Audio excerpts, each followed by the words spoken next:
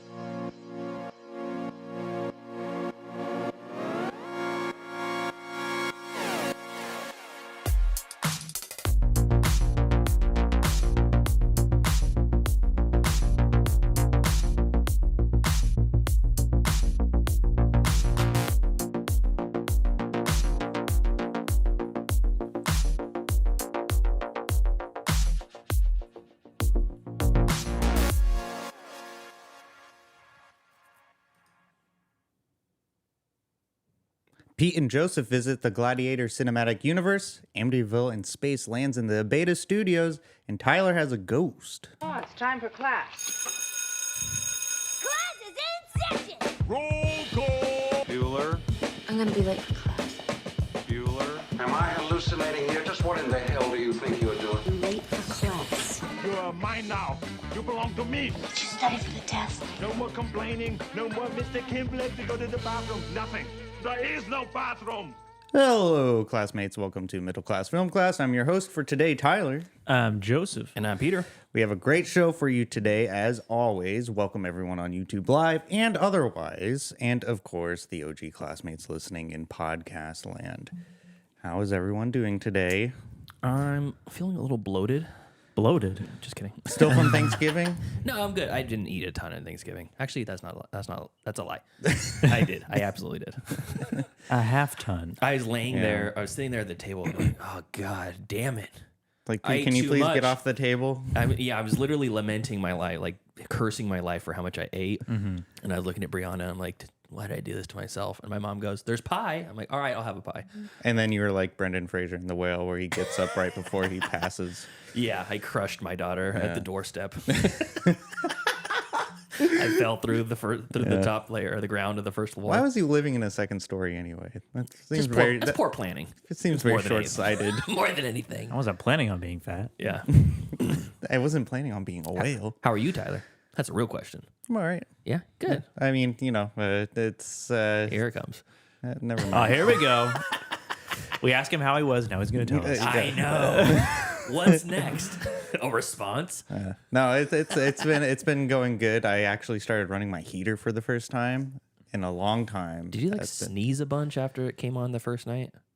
I feel like that happens every time I turn my heater on for the first time. It's this a season. dusty. Yeah, like all the No, dust gets but- douched out of there or something. No, but what happened was I went to bed Dry douche. I went to bed earlier because the cold kept me up for some reason. But then once that heater turned on, and like I have this like blanket robe thing that I put on because my house gets like Mm-hmm. A an ice slanket? box. Yeah, or something. I don't know what it is. And like I would be sitting at my computer desk, you know, just watching movies A Snuggie. on TikTok. And Oh, I forgot about Snuggie. yeah, it's essentially like that, but it looks really cool. Anyways, turned on my heater, so I've been going to bed super early recently because I'm just like all cozied up on my mattress. I imagine you like dressed as like Ebenezer Scrooge in his house with a candle walking Yeah. around. Shambling around your house by yourself. I know. Sometimes I think I'm a ghost haunting that house because I live alone, so it's Yeah. like it's weird. You are the others. yeah. Spoilers. Well, glad everyone's doing great. Yep. We're in the shittiest part of December because this is the 2 weeks where everyone has to work. There's no vacation or anything. Kids are still in school and it's cold. We're all just waiting to not And we're just waiting for the good times to not be at come. work or at school. Yeah. With that all being said, let's get into some Gavin chatter. Find some charity, ye lad. Now's the time for Gavin chatter. Gavin chatter, where we talk about movie news, movie discussions, really anything at this point. Weather talk. Weather, yeah, we haven't talked about the weather in a while, but we can save that for another Been episode. California cold. Yeah, it's been fine. Joseph, do you have anything for us this week? No like news articles or anything like Yeah, that. it's been light on the news scape recently. Yeah, nothing. Just waiting for all the Oscar bait to come out. Yeah. Yeah, like award season is approaching. But yeah, until then, news in I guess a new movie for me world, I guess, is I went and saw Gladiator 2 Yeah. in theaters. It's so weird that exists on our It is timeline. strange. It became a thing, Yeah. Gladiator 2, Lucius's Revenge. basically. Is that it? It's Yeah, pretty much. Pretty much.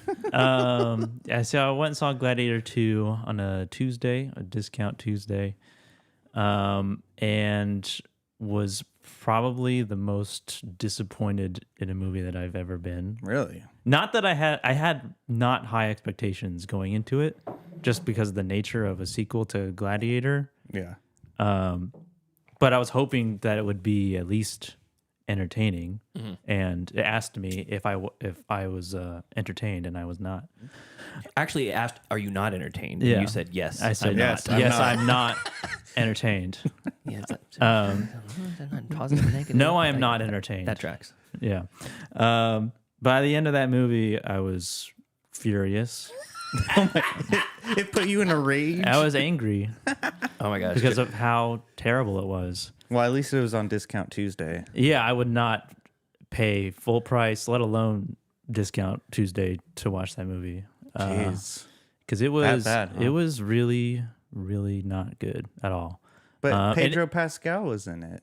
Barely. Yeah, so it's Paul Mescal. I mean, and, technically, I should say.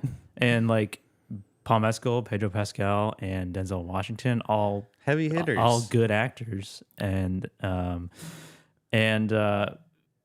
even maybe Joseph Quinn, even though I've only ever seen him in Stranger Things Joseph Quinn? as Oh. Eddie Munster. Oh, yes. And I liked him in that, but that's the only other thing I've seen him in. Mm-hmm. And he had a really strange role as like a kind of a crazy emperor, Twin emperor. along with his brother, who was also insane. They gave wild, weird performances. They were just kind of like loose cannons. But like the movie was just a really dumbed down version of the first Gladiator, and it's because it's almost exactly the same plot. You have this guy who's been disenfranchised.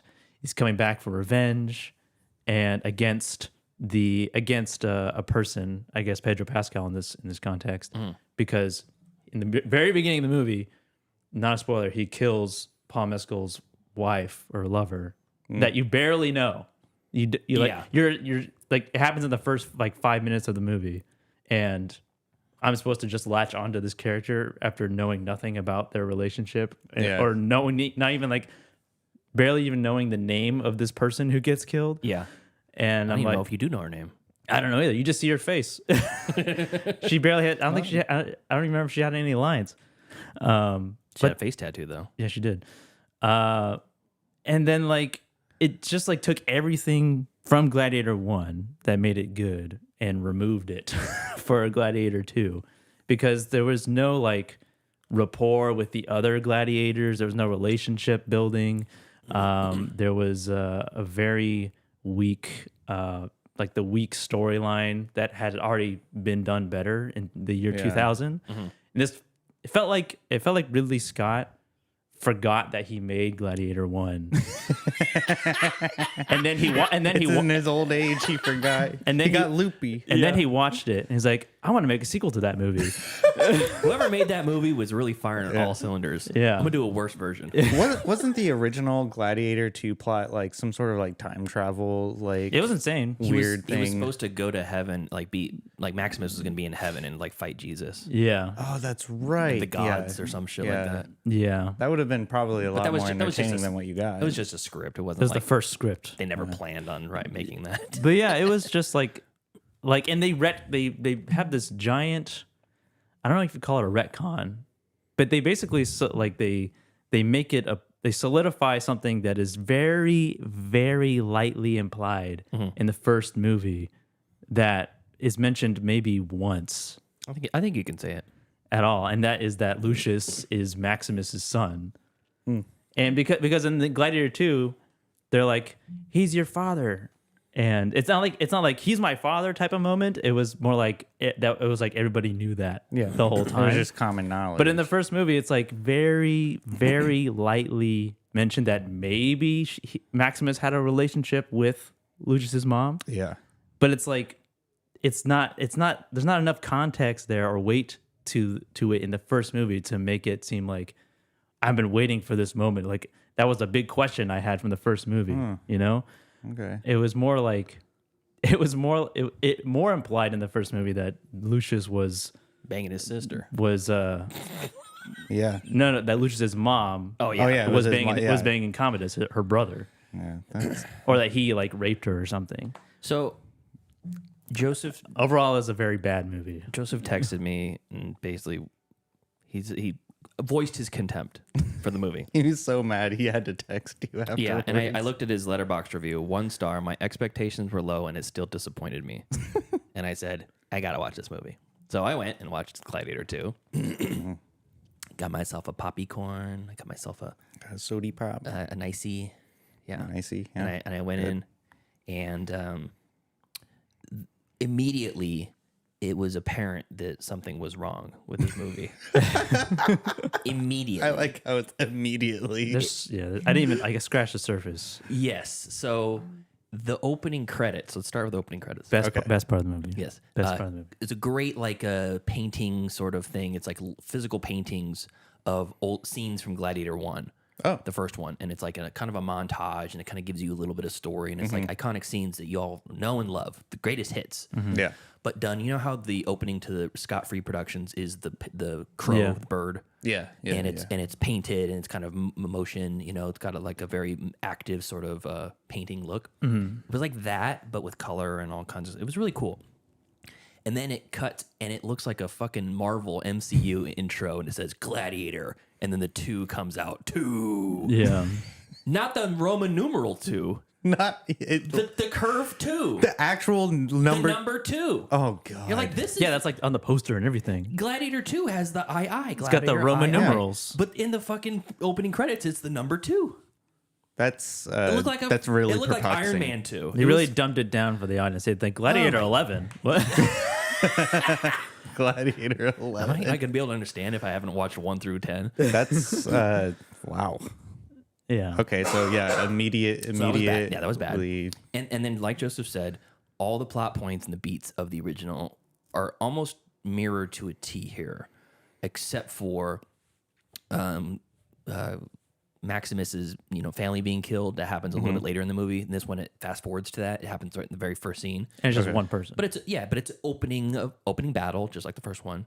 And then you see the the fighting acumen of the main character, Lucius, who goes by a different name at that time. Yeah, like Hano or something. Hano, yeah, Hannes. And then his wife dies, and then he gets taken as a slave, just like Maximus does. And he's brought into Naturally. fight. First, he goes not to the main Colosseum, but he goes to a smaller slave trader. Like a qualifying. Instead of Proximus, It's played Denzel. by Oliver Reed. It's Denzel Washington. Yeah. So- Who didn't die during production. Yes, noted not dead person. Yeah. Denzel Washington. And they put him through the paces. No one likes him. He's an outcast. And then all of a sudden, people start liking him because they realize he's some sort of a leader, fighter. He's good at fighting baboons. Yeah. and it's almost like the first Gladiator seems like it's about as standard, and this sounds like an insult, but it's not, standard sword and sandals type movie. Okay, It's the yeah. sword and sandal genre. Yeah. It's like Troy, Kingdom of Heaven, Gladiator, Spartacus, Blood and Sand, or Ben whatever. Hur. Yeah, any of those like movies kind of taken around that place, kind of Middle East or Roman or Greek or whatever, kind of in the olden times, and armor and swords, no gun, maybe arrows, but that's about it. Back in my day, we used to use swords and sandals to settle our disputes. That's exactly what I was gonna say. Yeah. And but it's like the best version of that. Yeah. And it's simple. It's one guy that you really learn to care for and you really love, and everything's taken away from him, and then you watch him as he gets his revenge. Yeah. It's almost like they were trying to take something simple like that and put all these flourishes that were unnecessary. Like the first fight in the small Colosseum of the slaves were baboons. It was the slaves, the gladiators against baboons. Yeah. And they were Terrifying. They were disgusting, hideous, Resident Evil looking CGI baboons. They look like mutants. I think they were supposed to be just malnourished and shitty because that Yeah. makes sense. But it was bizarre, and it was so out of left field that you're like, this is the first one. You would think it would be a standard sword fight and then progress into crazier things. Just like the original. But they just go right out of the gate. Yeah, and I don't. Baboons. And I know I'm talking out of both sides of my mouth because I'm saying it was bad because it mimicked the first one exactly, but I wanted to be more like the first one. Right. I know I'm sounding like an asshole right now.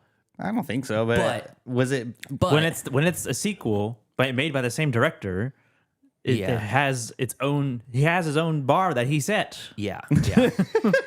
It's almost like taking you ever like you see these pictures online of people going over to someone's house for Thanksgiving, and they have the standard macaroni and cheese, but they put like raisins in it or something. Yeah. And you're like, what the fuck What are you doing? Don't ruin something that's already perfect. Don't put baboons in the gladiator fight that are shitty CGI. Yeah. And there's this whole segment about fighting like a water fight in the Coliseum. They flood the Coliseum once they get to the main Coliseum. Oh, I saw And that. Yeah. which I was like, fucking cool. I'm on board with that. But they put these shitty. Well, they weren't the worst CGI sharks, but they weren't great. Well, they put sharks in it. There were sharks in the water, and you're like, where did they get the sharks? Yeah. Where did they Build coliseums in the ocean for Oh, like stuff that's like cool. that. But and then they had like the fillable coliseums, like the one in the movie. But yeah, I was like thinking about like how they transport the sharks. I know they're near the ocean, but how do they catch the sharks and then transport them without them dying on the way? That would have been great to. I mean, that could be a whole like mini series of them catching sharks for battle. It would have been great to have the Coliseum in the ocean, and it's like an away game, you know. Yeah, it's like for some reason it reminded me of like Quidditch. I don't know why. Like if they did that, Yeah.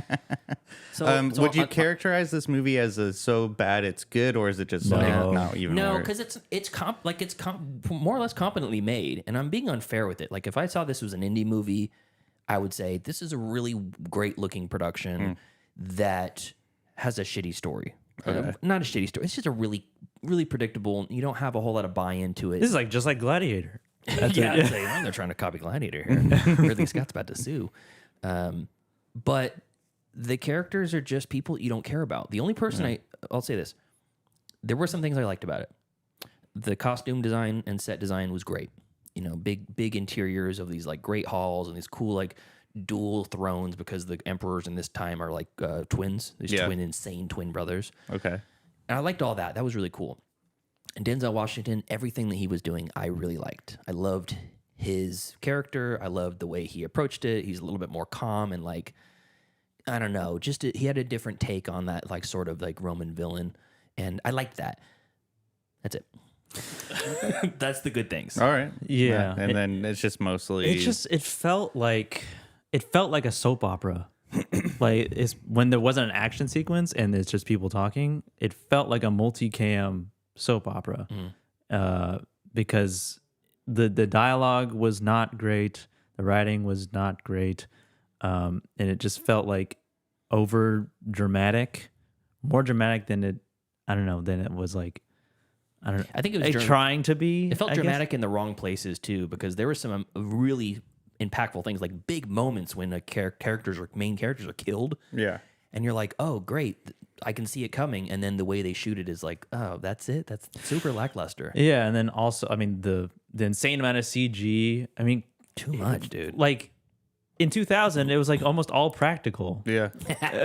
Angry Otter says that the sharks were deposited by the Sharknado into the Coliseum. But Good fan. I like that canon. and like, did he set out to make a better movie than Gladiator 1? He failed on all accounts. I mean, Was he just trying to make? I want to make a second one just because I want to. Maybe he thought it was fun. Yeah. yeah. Maybe it was fun. It wasn't fun to watch. I mean, the man is almost pushing 90, so I wouldn't put it at 1 star, but I'd probably put it like 2.5, maybe 2. It's just But yeah, 2.5. because you have this. If this was the first Gladiator movie, if you didn't have Gladiator 1 and this was the first one, It'd still be pretty lame. it would be not as bad. I still think it would be pretty rough.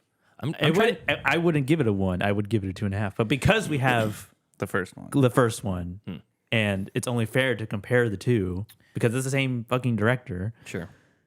But that was I like that. It tarnishes. he was a young man back then. That was pre 9/11. It tarnishes that We all changed that that day. legacy. We changed that day, Joseph. Yeah. What day? 9/11. Oh, well, whatever. Ridley Scott's different, and he's British, so It didn't impact him at all. I like the idea.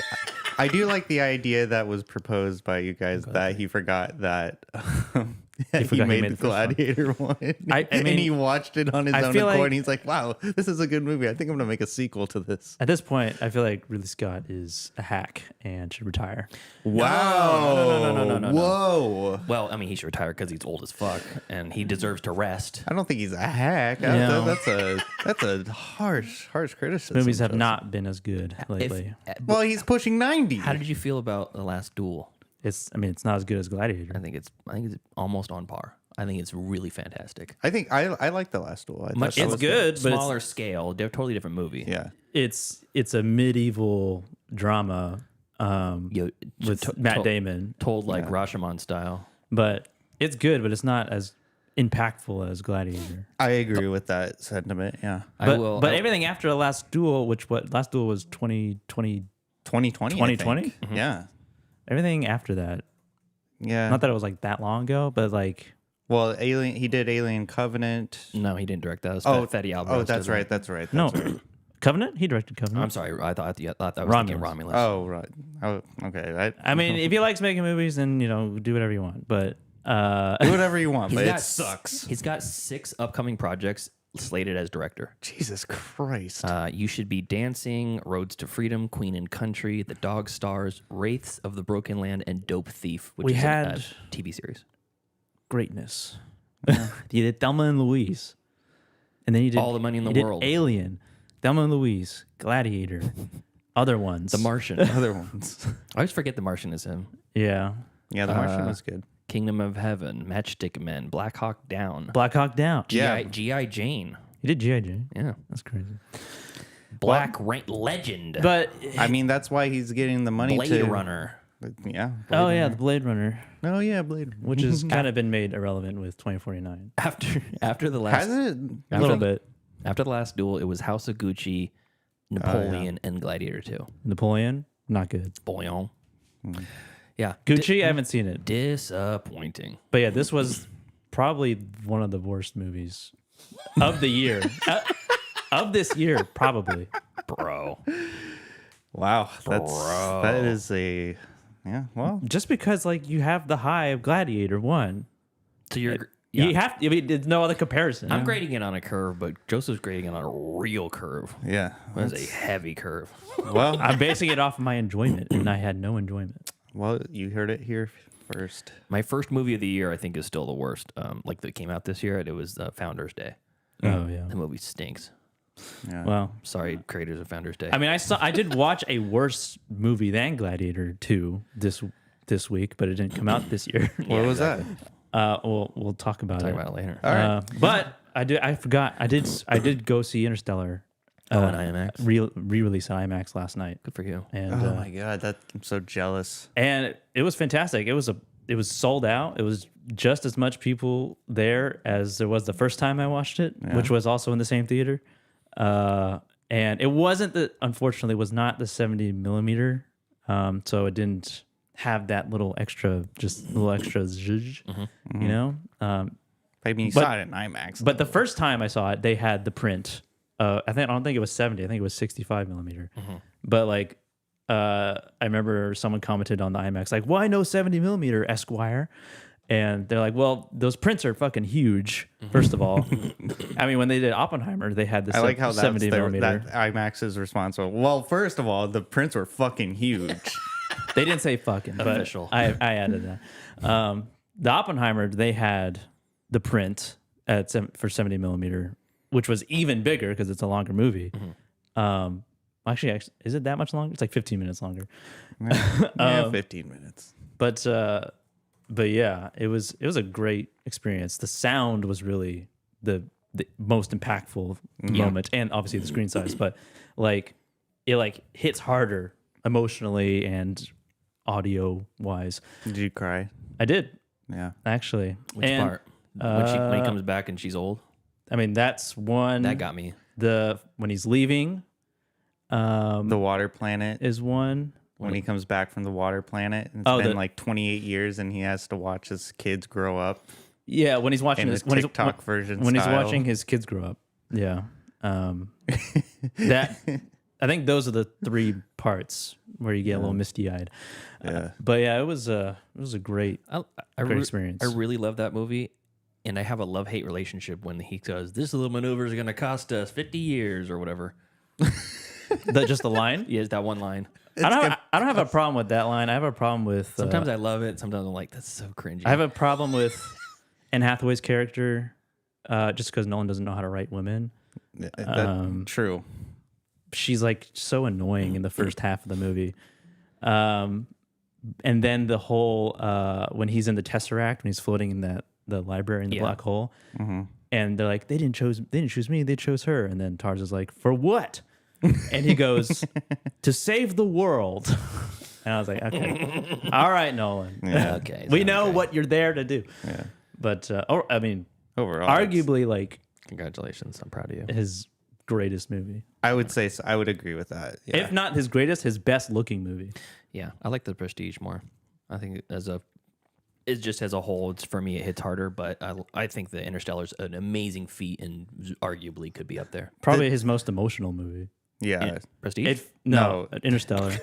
But I don't know. The twist in Prestige, the Prestige and the twist in Prestige really was impactful It for me. felt like when they're on Earth, like it feels real. Like it doesn't feel like a Nolan movie, I guess, where it feels very clean. It feels very like dirty and kind of gritty, and Like the Earth is actually dying. yeah, and it feels like the way it's shot. It feels like just very natural. Yeah. It doesn't feel staged. It doesn't feel like a set. Yeah. It feels the lighting is fantastic when they're in that farmhouse.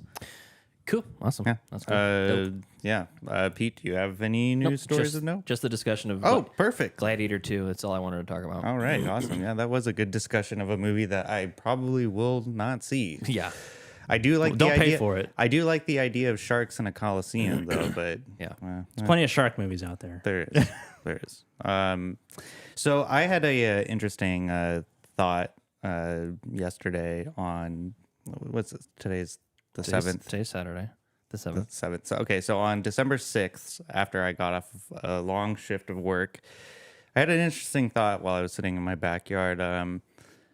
Like what and we talked about this before we started recording because of this idea, like, and Pete brought it up and said, Don't pull the curtain back. Just ask the Just give question. your premise. okay, so if you had to be spiritually conjoined to your favorite movie character and your least favorite movie character, meaning this is like a apparition that follows you around that you can interact with, but it does not affect the physical world around you. It's like a ghost. Like a ghost. That's where I was going to go with that. They're tethered to you.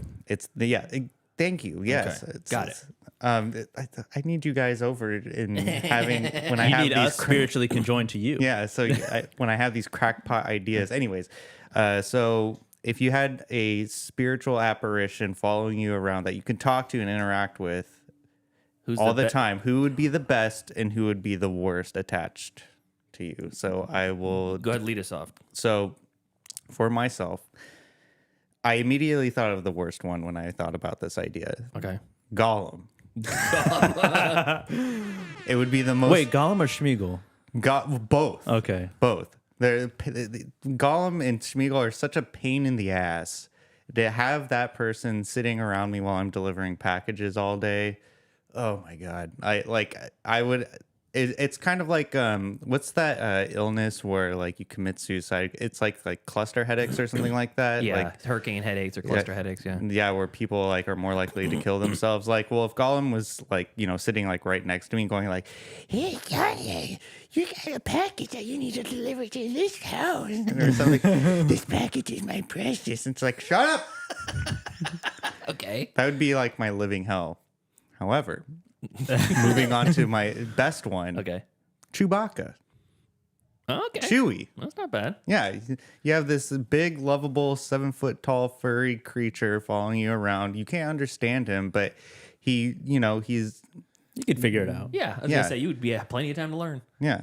And Are they so? Is the best and worst following you around at the same time? not at the same time. Oh, No. okay. I'm just saying, like, if you could choose the best, like mine would be Chewbacca, and then okay. I wouldn't choose the worst, obviously. But if I was punished to have the worst, What would you least like? yeah, it'd be Alright, it'd be Gollum or okay. That's or not the bad. or the Joker. And now that I'm thinking, Joker. Which Joker? Heath Ledger's Joker. Oh, Just don't- why not would you do Jared. the Not worst? Jared Leto's Joker. Yeah, that's way worse. Well, actually, you know what? I stand corrected. At least Heath Ledger's Joker would be interesting. I stand corrected. And He's then saying also, crazy shit all the time. Like, I'm like a dog chasing a car. I don't know what I would do if I catch it. it's like, okay, all right, Joker. Yeah. Sound like Pennywise. Yeah, really. Yeah. Another Yeah. clown. So Enough from the clown. So I defer to you guys. Pete, have you thought of this? I mean, Yes, I know I have sprung a- it up, but No, it's okay. I immediately I thought of Donkey from Shrek as the worst. Oh, the worst. Fucking worst. That's funny. And imagine trying that'd to be hell on earth. Imagine trying to shoehorn him into the passenger seat of a car too. Just the logistics even think don't about make that. sense. You know, right? A medium-sized four-legged hoofed creature into your my car. Yeah, I like the idea. Well, you had a Great Dane for a long time. and that was tough. Yeah. smaller than that. And she was cooperative. Actually, would Donkey be the size of a like a? Would I he would be like imagine a real donkey. Yeah, it would be a would, real donkey. So would he be a huge like a not like Roger Rabbit style? He would still be the animated donkey, He would be the animated donkey, but he takes up a physical space. I imagine the in size of a scenario. regular Yeah. donkey. Yeah. I mean, if we're talking about being an apparition, like it probably doesn't matter. It cooperate. Like it's not physically walk through walls? It's not physically interacting with It the doesn't real matter. world. You're getting off subject. The point is, I don't have to pick him up. he's the worst. Yeah. He's the worst road trip companion in Shrek. Anyways, Right. he's in the back seat Yeah. in the back of the Onion. He's like, Oh, not yeah. saying anything. It's like my you couldn't God, yes. reason with someone like that. He's No. psychotic. Yeah. He likes to sing. He likes to compare. He point out your weaknesses and all of your shortcomings. He's terrible, and he thinks that he's your friend, and you're Yeah. like he doesn't do anything to be help the friendship. Right. So Donkey's the worst. He makes waffles. Best. Yeah. He theoretically makes waffles. I've never seen the waffles. He has a dragon girlfriend. Yeah, we're also bad. A I don't girl want dragon. that. The best is the guy in Life Aquatic with Steve Zissou that plays David Bowie songs in French. Oh, that guy. Yeah. Just follow me around and play acoustic guitar, singing David Bowie songs in French. Okay. Fuck yeah. That guy's cool as shit. And I might learn French. Yeah. I mean, after a while. Eventually. I might. Well, if I hear the same songs over and over again, Bowie's At only least got, I'll know the song in French. Bowie's only got a finite catalog, so he's gonna repeat the songs at some point. And then I'm like, oh, All right, let's move on to a different yeah, okay, artist. Continue. Um, What do you got, Joseph? my best. I think I'm also gonna go from the Tolkien verse and pick Samwise Yeah. as the that's the pretty best good. companion. I know he can't actually do anything physically, but if he could, he knows how to make potatoes. I wasn't dropping no eaves, or I swear it. Very encouraging. Yeah. Knows poems. Always has lambus bread. Yeah. And just a jolly guy, and he's small. Yeah. And he's small. I could put it in my pocket. The worst, Freddy Krueger. Ooh, that's bad. Yeah. Bad puns. Looks like Yeah. shit. Yeah. Oh my God, Freddy, shut up, please. Yeah. Buckle up, Joseph. You going to sleep? I love sleep. I love when other people sleep. I'll just stand here in the corner and watch you. oh. If I also fuck kids. as going on the board next week. I knew it as I was saying. Kick those kids away from me. If it was Fred Krueger who was your apparition, your tethered apparition, would he also be in his Joseph's dreams, Tyler? You know, dreaming about them. Would he have to? Well, Samwise would also have to be in my dreams. No. I don't. Samwise doesn't have that. I don't ability. make the rules. I don't know. I mean, do. I You guess. quite literally do. Maybe I make the rules. I guess. I guess if he was. So if it's the worst one, like that's just like a hell on earth for you. Like you at that. Oh man, this is. I almost picked Horton from Horton Hears a Who, just because I like the character. Is that the elephant, yeah. Okay. Yeah, that would be bad. In the chat, Angry Otter says he would take Gollum over Buddy the Elf any day. Buddy the Elf would be a terrible sidekick. Yeah, that would be bad. Yeah, that's a Francisco. As much as he's... Francisco. I feel like that positivity might rub off on you at some point. I get it. You like sugar. Yeah. You like maple syrup? Is there sugar in syrup? Yeah. Then I do. And he says Doc Brown would be his top pick because he's the coolest sidekick anyone can have. Oh, yeah. Yeah, Doc Brown would be good. Doc Brown would be pretty cool. I feel like Doc Brown would be a bad influence on you though, because he'd make you go on to like He'd make these, you fuck your mom. No, he'd make your mom fuck you. Yeah, that's Very different. You know, I also thought about that while I was en route the other day about Fucking your mom. Oh, God. You walked right into it, Tyler. Sorry. What were you thinking about? I was thinking about Back to the Future on how creepy Specifically that's the mom and son relationship. correct. Yeah, I thought it was just like coulda said no. it was a fleeting thought because I was just like staring off into space. I was like, man, that was a weird scene. It still is. You brought that up no less than 5 times. I have. Yes. Oh. That's concerning to me. It's not. She doesn't know it's just her son in the future. But it's still just like the choice, the creative choice to have that in the movie is weird. That's the point. I know, but it I don't know, it creeps me out. Anything else? I did hear that in the new Nosferatu movie, they used real rats. Yeah, they on used set. like thousands of rats. I don't want to hear anything more about it. I'm going in blind. Thousands of rats well, I and mean, thousands it's of not about- candles to light the scenes. Yeah, it's not about the plot. It's I think one of the actresses was saying you can't even imagine the smell. Imagine the smell. You think of the smell. It was only in in a brief title. I was like, yeah, I can't imagine the smell of 1,000 rats on a movie set. There was Somehow I can. I can't remember what movie it was, but there was like a rats in a scene. Oh, I think it was an Indiana Jones movie with rats, and there's a shot like video of Yeah, it was behind in the the scenes Last of Crusade. behind the scenes video of Harrison Ford, like he's like holding and like caressing like one of the rats. He's like, look at my little friend here. Yeah, I think that's what it was from. Yeah, that, and there's also the bug scene in that, too. yeah. That's Temple of Doom. I'm sorry. Temple of Doom. Oh yeah, is the Temple of bugs. Doom was bugs, and then the Last Crusade was the rats, and then the snake scene. Well, yeah, More, Temple of Doom, more like Temple of Boom. Very good. Zing. All right. Well, that's it. Let's get into some streaming picks. Movies. Wanna watch a movie? Yes, I do. Disney Plus, HBO Max. If I don't get the pick, show's over. I have grown accustomed to Hulu Plus. Amazon Prime. I like Netflix. Streaming picks. Movies that we watched this week on all of our favorite streaming platforms. Joseph, what do you got for us this week? I have only a few things. Are we gonna do the Dear Santa now or at the end? I think we should do. Well, let's do it. Yeah, let's do it at the very end. What about our punishment movies? Should we Do the punishment movie now. Okay. All right. So I only watched a couple things and then a punishment movie. So I caught up with Jennifer's Body. Yes. Streaming on Hulu right now, starring Amanda Seyfried and Megan Fox. MGK's wife. Megan Fox.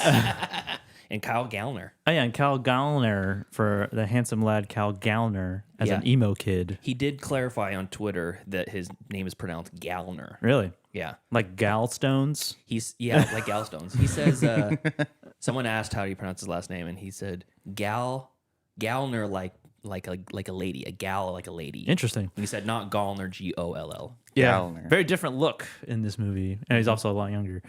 This came out in 2009. A simple child. And I knew like a loose plot about this movie. I knew that she was a cannibalistic creature. Jennifer is Megan Fox's character. I didn't know how she became that way. I thought she was. My assumption was that she was just a new girl at school who showed up, and then people started dying. no! And then the movie starts, and it's like kind of like a Mean Girls, but with demons. Yeah. Yeah. But and then also the added element of a band with the lead singer Adam Brody. Low shoulder. Yeah. Low shoulder. It's like a joke. It is. Yeah. And this was a kind of like a campy high school movie with the added like demonic possession, bloody cannibal movie sort of. And it was entertaining. It was fun. I had a good time with it. It was very 2009 for sure. Some colorful language in this movie. Yep. Very interesting creative uses of certain words that I've never heard before. It's almost like they were dancing around using it just like full force. What word? I will not be repeating the word. I thought that was a better version. That's like a cover version of it. The song is catchy and it fits how lame the situation is. Yeah. But it's a very kind of a tragic and gruesome story Jennifer has, and how she gets to become that type of possessed, essentially. Succubus. Yeah, succubus. Yeah. And then there's like, they explain more lore behind it. Like, we need a virgin to sacrifice. Oh, she wasn't a virgin. This is what happens when it's not a virgin. And then, but it's clever. Like, it's like the same results, but it's even worse. Yeah. And then the end credits kind of comes full circle, and it kind of like they tell the revenge story in the credits. Yeah. From Amanda Seyfried's point of view, and it starts in the end of the story, and you're like, where are we starting here? Where am I in the plot? Yeah. And then it goes back, and then I'm like, oh, I see. And then it's unfortunate what happens to Seyfried's character. Yeah. But she seems fine about it. She seems calm about it. More than thrilled. Yeah, she seems like she's like, cool. But yeah, I'll just do this now. It was good. It was fun. Nice. And the streaming on Hulu. It's Christmas season, so I'm watching Christmas movies. The Jim Carrey's Grinch is not streaming anywhere, but I have it on DVD, full screen edition. And just as good as ever. But what is streaming is the Muppet Christmas Carol. Cool. Streaming on Disney Plus. You can also watch the extended version or the full. Yeah, it the has full version. A whole song was cut out for Yeah. theatrical or something. I kind of understand why. I watched it and I was like, this is not adding anything really. What they cut out was, it still made sense. what they cut out. But yeah, I mean, Jim Henson's a treasure. Or Jim Henson and Brian Henson, because Brian Henson directed this. The Henson brothers. That's his son. Father son. Yeah. Exactly. The music is wonderful, and Michael Caine gives a dynamite performance, and it's a tale as old as time. It's a delight. Christmas Carol. Muppets are really hard to say a bad thing about that movie. The Muppets and the Henson franchise, Henson family, are wonderful. Angry Otter says that Whoville in The Grinch was built on the back of the Bates Motel set on the Universal lot. I believe it all happened on a snowflake, actually. Good point, Joseph. Wait a second. So that's streaming on Disney Plus. And then my punishment movie for not watching the correct movie last week. Streaming on Tubi, along with every other entry into this franchise, the Amityville series, is Amityville in Space. Yep. Streaming on Tubi, like I said, and this was truly the definition of a punishment movie. Agreed. Agreed. I was like searching for this movie. I came across all of the other movies. Yeah. The other, I don't know, they're going wild places with this franchise. There is Amityville Death Toilet. That's a movie. Yeah. Amityville Backpack, where it's like a backpack with the house coming out of it in the backpack. There's like Amityville Clown. Amityville Bigfoot. What? I don't know who's greenlighting all these movies, but if you're a filmmaker, you can do it. You can. You just slap that Amityville name on there, and I'm saying like you like if these things can get streaming and available for people to watch, these feature length movies, you can do it. If they can do it, You can do it. Yeah. Because this was one of the worst movies I've seen. And I don't know what else to compare it to. Just out of pure solidarity, I watched it for you too. Yeah, and it was. Yeah, I was looking for one single line in the movie that was delivered competently from any of the actors, and I couldn't find one. Yeah, it was made on an incredibly low budget. Looks like it was shot on a Canon T2i on 720p, and the movie starts with a house on Earth, and like crimes have already been committed. There's police there. The cop is wearing a beret and smoking a cigar for some reason. There's a field reporter there, and there's a priest, Father Benna, shows up. And I think he goes in the house, and then a black hole opens up. It's like eyes are just floating in the living room, like, and then to be here. Yeah, and then it just gets sucked into the black hole, and then it jumps 1,000 years into the future, and we're in space, and then a ship like a la Event Horizon style, shows up and then intercepts like the house almost. And their mission that they're on is to blow up black holes. Yeah, they're going around and blowing up black holes. It's like blowing up beaver dams, but they're black holes. Yeah. Oh my god. Which is weird because the black hole is already like the imploded star, right? Commander, morale is low. We only have one mega warhead left to blow up one more black hole. Yeah, and the effects of the warhead is just like a still image of a 3D rendering of a missile. And there's one main demon of this Amityville house, and it's like a black cloak robe with a hood and like a Halloween face wrap, like a Halloween mask with like part of it covered, like the bottom part of it covered. But the dude just has human hands. Yeah.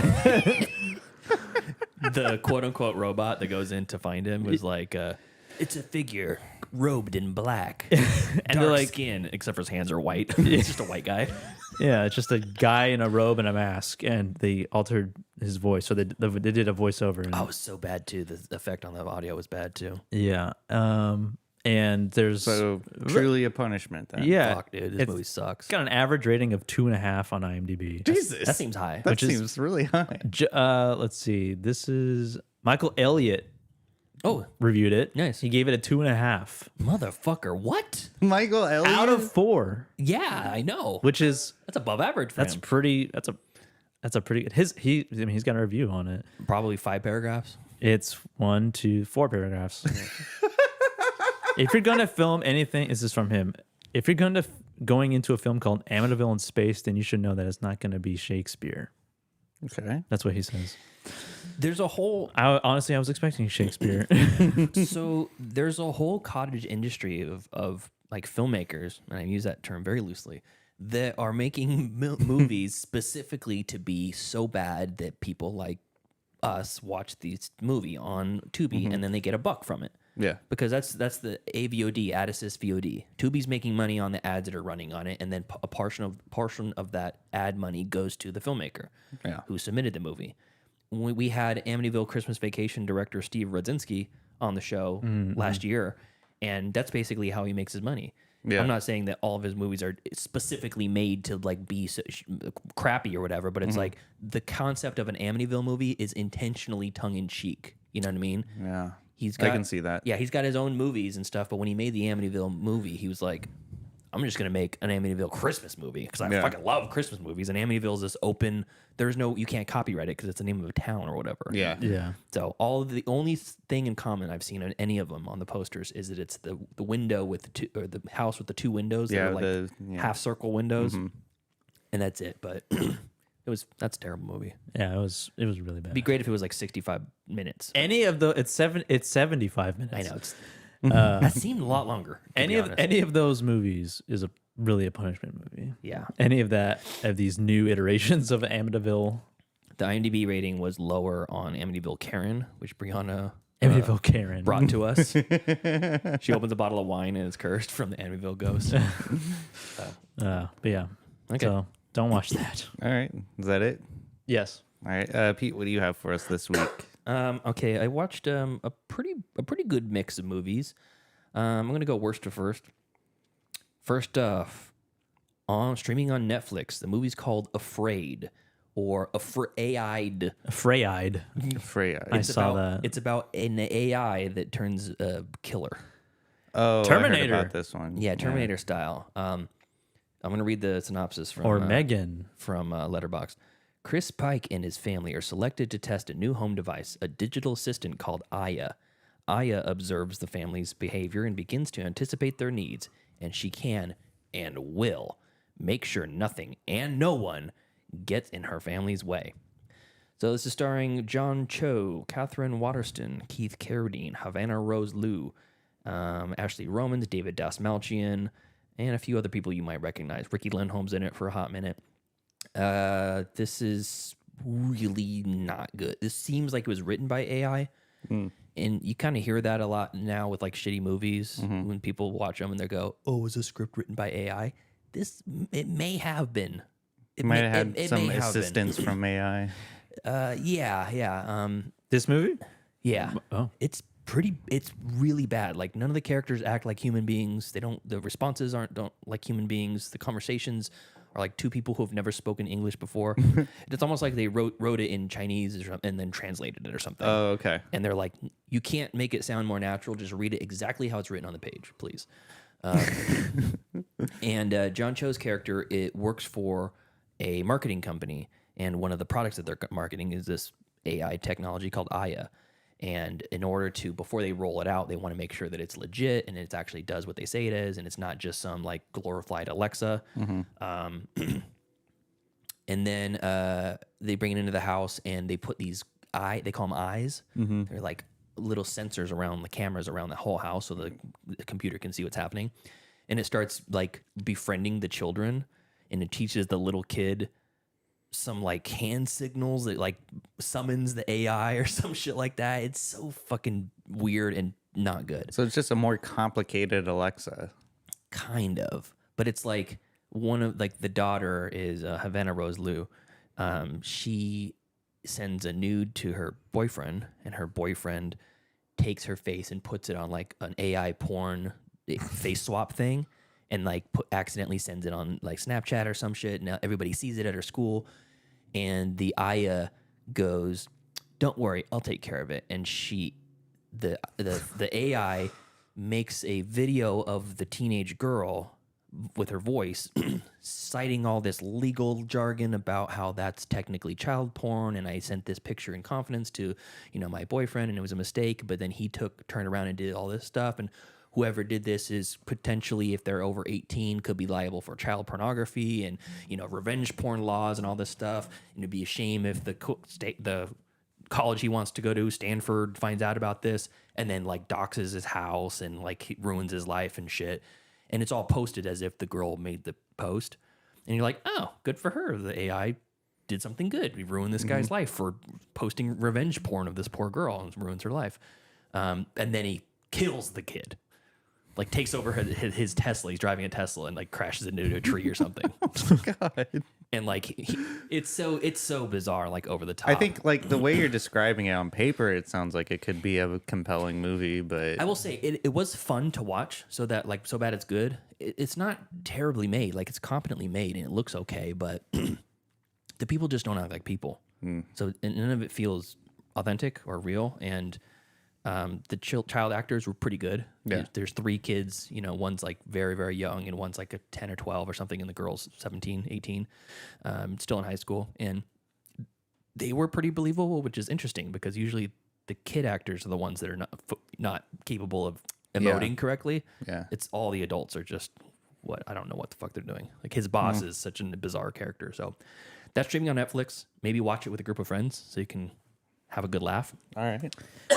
Afraid. I feel like I heard about this movie, like being made with AI. Oh, really? I feel like I did, but because of the nature of the movie. Not that I would watch. If it was, I won't watch it. But yeah, people were saying that about Gladiator 2 too. They're like, it feels like this was written by AI. Okay, so my next one is a little bit more of a bizarre movie. I've never even heard of it before, called Even Dwarfs Started Small, from 1970. It's streaming on Tubi, Roku, Shout TV, Pluto, Plex, Canopy, and Fandor. I watched it on Blu-ray because I bought this Werner Herzog movie collection, and I'm just starting from one side and working my way to the next. I think it's like 12 movies or something like that. And this is a movie that's cast entirely from Little People. This is in 1970. It's in German, and the inhabitants of an institution in a remote country rebel against their keepers. Their acts of rebellion are by turns humorous, boring, and alarming. An allegory on the problematic nature of fully liberating the human spirit. As both commendable and disturbing elements of our nature come forward, the film shows how justifiable revolt may be empowering, but may also turn into chaos and depravity. So it's kind of like Lord of the Flies, except for instead of children, it's like little people, dwarves. Yeah. So they're like being held in this facility, and then they turn on their captors. What are children if they're not little people? It's a great point. You got me there. But it's very unnerving, this movie, and not just because it's like a bunch of dwarves running around, whatever. Hey, what's up? Dallas is in the chat. What's up, Dal? But it's just the filmmaking is strange. I mean, it's Werner Herzog, so you know you're getting something weird out of it. But it was very unnerving, and there's no real plot to it besides just the basics of what I said. Yeah, you're just watching these people kind of live their life in a compound that's not made for little people.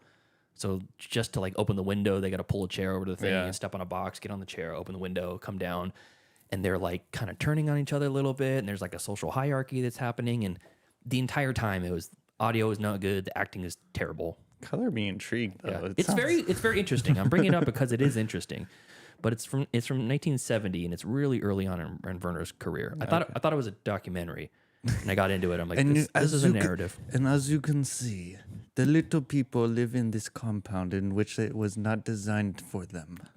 They shriek in terror constantly, clawing at their eyes. I'm German. Yeah. Okay, so that's that. The next one that's the not so good is called Don't Move, also streaming on Netflix. It's a weird sort of like I don't know if I say killer. I mean, he's a killer, but he kidnaps his woman and like injects her with something that makes her not being able to move. She becomes paralyzed. And then the whole movie is like how she gets away from him. And you're like, how could she get away from him? She's paralyzed. Yeah. Oh. But it's interesting. She's just laying there the whole movie? Kind of. Wow. This is a very frustrating movie, and it's not great. The lead, Kelsey Asbill, she was pretty good for not moving for most of the movie. She did a good job. For not moving, you did a pretty good job. Yeah, but again, just bad dialogue and stuff. This is kind of like this is what I would point to as a Netflix movie. If I were someone's like, what are you talking about, a Netflix movie? This is it. Kind of geared for a younger audience, maybe. Looks competently made, but ultimately just a whole lot of nothing. So it's not good. Missed the mark. Feels like all of the fine points of the storytelling and acting were just not there. Next up movie is a movie that is available on VOD now. You do have to rent it. What? But it's called The Invisible Raptor. Oh. From 2023. Very similar to Amityville in Space. Really? Where they're purposely making a bad movie. Okay. Oh. But this actually feels more like a real movie, just with an insane concept. You remember that movie I watched streaming pick a while back called Bad CGI Gator? Yeah. Yeah. Same idea, except for in this, how do you get, for Bad CGI Gator, how do you make an entire movie about a killer crocodile or alligator, but you don't have a budget? Well, you just make it a bad CGI gator and lean into the joke. In this one, the monster is not there. The raptor is invisible. So there is no CGI budget because there is no monster. Yeah. Which is very cool. I think that is really interesting. The monster was us all along. Yes. Sean Astin is front and center on the poster. He's in it for like 5 minutes at the very beginning. He's the heaviest hitter. He's the selling point. Yeah, easily. The lead actor is Mike Capes, Capes, or Capes maybe. He also produced it. He also wrote it. And this is like, he works at a kind of one of these like Marine World Africa USA theme parks. SeaWorld thing. SeaWorld or something. Yeah. But he's like teaching kids about prehistoric dinosaurs, and it's got the fossil and the raptor claw and stuff. There's a direct scene pull from Demolition Man where someone's eyeball gets pulled out and used as like retina scan, and then they step on it afterwards. There's a direct scene pull from E.T. when he's like rolling the baseball into like shed or whatever, into the shadows. Yeah, and then it rolls it back and he lures it into his room with candy, just like that, except for the kid gets eaten at the end. He gets all the way up to his room. Oh, this invisible raptor's eating all my candy. And then he gets up to his room and he fucking eats the kid. Yeah, nice. So this is way, way, way more bloody and gory than I was expecting. Like people are constantly being decapitated or limbs ripped off, blood spewing through the air. No one's safe. Characters are just recklessly eaten or torn to bits. Little kids, dogs, old people, like everything. And it's not great, but I think it kind of lands in the sweet spot of they know it's bad, but they're having a lot of fun with it. Yeah, it's like kind of big ass spider energy. So, anyways, that's streaming on Amazon Prime. You could rent it for like $7 or something like that. Probably wait a little bit for that, but if that sounds like your jam, I'd watch it. My Punishment movie, Weirdsville, 2007. This is directed by Alan Moyle. He's the guy that directed Empire Records. I don't love Empire Records. People seem to have a freaking boner for that movie. I don't get it. It's good enough, but it's not. I don't think it's a like defining movie of our generation. Never seen it. So. Yeah, it's all right. But that's the good one, right? What? Empire Records. What about it? Of the record store movies. What's the other record store movies? High Fidelity. High Fidelity is the best. Yeah, I disagree. Okay. Boo. Weirdsville was chosen by Binge Lord Dan. He sent me a message on Dan himself on Blue Sky. Dan himself. There was a discussion last week on whether or not this should be a punishment movie because it was kind of regarded as an okay movie. No, doesn't Dan like it? I messaged you guys. You didn't even talk about it on air. Yeah. That's right. Right. That's where you heard it. Yeah. I don't know where I'm at half the time. Yeah, Dan says that it's not. To him, it's not a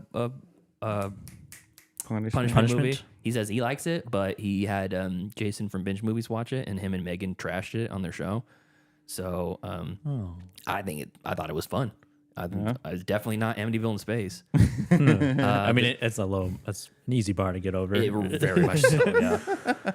Yeah. A pair of slackers getting way over their heads when they try to dump the body of a dead girlfriend in the basement of a drive-in movie theater where a satanic cult is performing ritual sacrifices.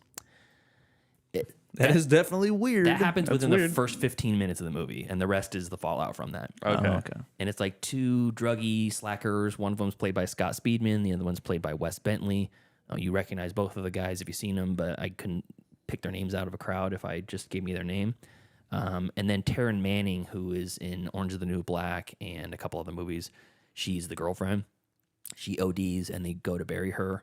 And then while they're burying her, some cult is sacrificing somebody, and they're like, what are you guys doing? What are you doing here? And then they get in this whole altercation, and they bring her back to life with the blood of the sacrifice. Power of Satan brings her back to life. Oh. Or maybe she just came to. It's never quite sure. She just came to. There's a lot of really weird stuff in this movie called Weirdsville. I honestly don't know why it's called Weirdsville, though. I think it's just because at one point they're in a scene, and they break into a house, and they see a newspaper clipping, and someone says, "This is so-and-so seen here in Weedsville." Like Weedsville, Ontario, or whatever. Okay. And, Quebec, Weedsville, Quebec, because it's Canadian. And that's the only correlation. I don't know. It gets weird. They have like a bounty on them because they owe this like kind of gangster money, and he keeps trying to cut their thumbs off or break their knees. And that whole thing comes to the end. They're trying to rob a house that has millions of Canadian dollars in there. I don't know. It's kind of all over the place, but I had a good time. It was really fun. I'd probably give it like three stars, maybe 3.5, kind of high 3 stars. Pretty fun. So it's like if you like Go, you might like this movie. Very similar sort of energy, but very Canadian. So not really a punishment movie. No, I don't think it was at all. So thanks, Dan. Appreciate that, buddy. Sweet. I watched another. They understand a punishment movie. It's not a movie that you like. It's a movie that nobody will like. Titty, Joseph. The real reason why I watched Amityville in Space is because I felt like I wasn't thoroughly punished enough. Okay, I watched another Werner Herzog movie literally the next year after the Dwarf movie. It's called Fata Morgana. Streaming on all the same places: Tubi, Roku, Shout TV, Plex, Canopy, Vandor, all that stuff. This is like a Wes Anderson movie mixed with a Larry Clark movie and Harmony Korine, because they all owe a debt of gratitude to Werner for this movie. It's a sort of like non-narrative structure that feels right at home in all those directors' wheelhouses, like their modern stuff. Yeah. Really cool, interesting, weirdly shot movie. It says, shot under extreme conditions and inspired by Mayan creation theory, the film contemplates the illusion of reality and the possibility of capturing for the camera something which is not there. It's about the mirages of nature and the nature of a mirage.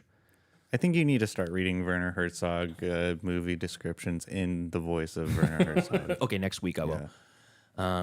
This is in Algeria, and the entire movie, it's kind of like Koyaanisqatsi. Koyaanisqatsi, that one? Yeah, or Baraka, where it's like, it's just images and video of a civilization, but it's one. So it's not like all over the world. It's just like one, and it's this Algeria. It's like on the outskirts in the desert, and these like ramshackle sort of towns. And sometimes it's just very long shots of Werner on the back of you don't see him, but he's on the back of a truck, filming as they're driving through the desert and the things that they're seeing out there. Yeah, carcasses of dead cows, children playing like flies all over their head and stuff like that. So this is a documentary. It's a documentary. Sort of. It's kind of a type of a documentary. Is there a narrative? The VO that's over the entire movie is a local woman reciting the creation theory. Oh, interesting. Basically, like how, and it's broken into 3 parts. That sounds really cool, actually. It was. Yeah. At first, I was watching it. I'm like, what the fuck is this? And once I settled into what I was actually getting myself into, it was really cool. So this is my second highest recommend for the week. It's streaming on all those places. Go into it with just kind of an open eyes and, sit down for something. This would be a great one to like watch with your morning coffee before the day starts. Yeah. Because it's just really wild, really wild. It's a great early morning movie. But my number one recommendation is Smile 2, streaming right now on Paramount Plus. Really? Fubo, MGM Plus. Super, super fun horror movie. Cool. Okay. Great popcorn movie. You said you liked Trap. Trap was good. Trap was fun. Okay, yeah. Trap was fun. Good? Okay. Thank you. How did you feel about Shyamalan's daughter playing Lady Raven? Believable? Neither here nor there. Okay, yeah. She's very middle of the road. Yeah. Josh Hartnett was the best part of the movie. Yeah, he was great. I don't think she was believable at all. In this one, Naomi Scott plays the main character of Sky Riley. She's like a Lady Gaga type character. Yeah. Lady Gaga mixed with maybe like a Britney Spears or Kesha or something. And she fucking nails it. You 100% believe her. She's great. And she's losing her mind because she's infected by this smile demon. And I've seen pictures of that. I've never seen either of these movies, but I've seen the picture of that thing. Like the practical effects of it. Yeah, I have too. It's crazy. Crazy. It's interesting because it's like a giant Eraserhead baby. It kind of is. The first movie, you don't think that's an actual monster. You think it's more of like a spirit or a demon. Like an It Follows type of thing? Correct. But in this one, and at the very end of the first one, you see it come out, and it's like, whoa. Very practical.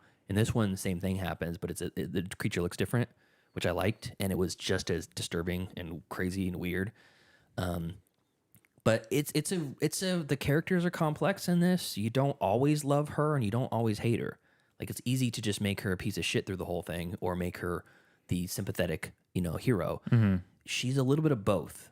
And you don't really love her mom / manager through most of it, but there are moments where you're like, okay, yeah, she's trying to help her.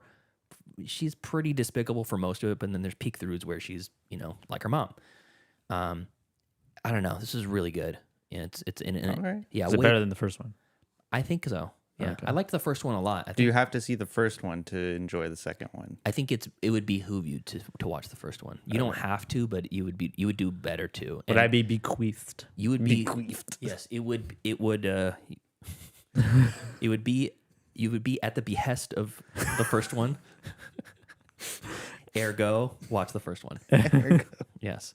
The first one is germane to the second one. So.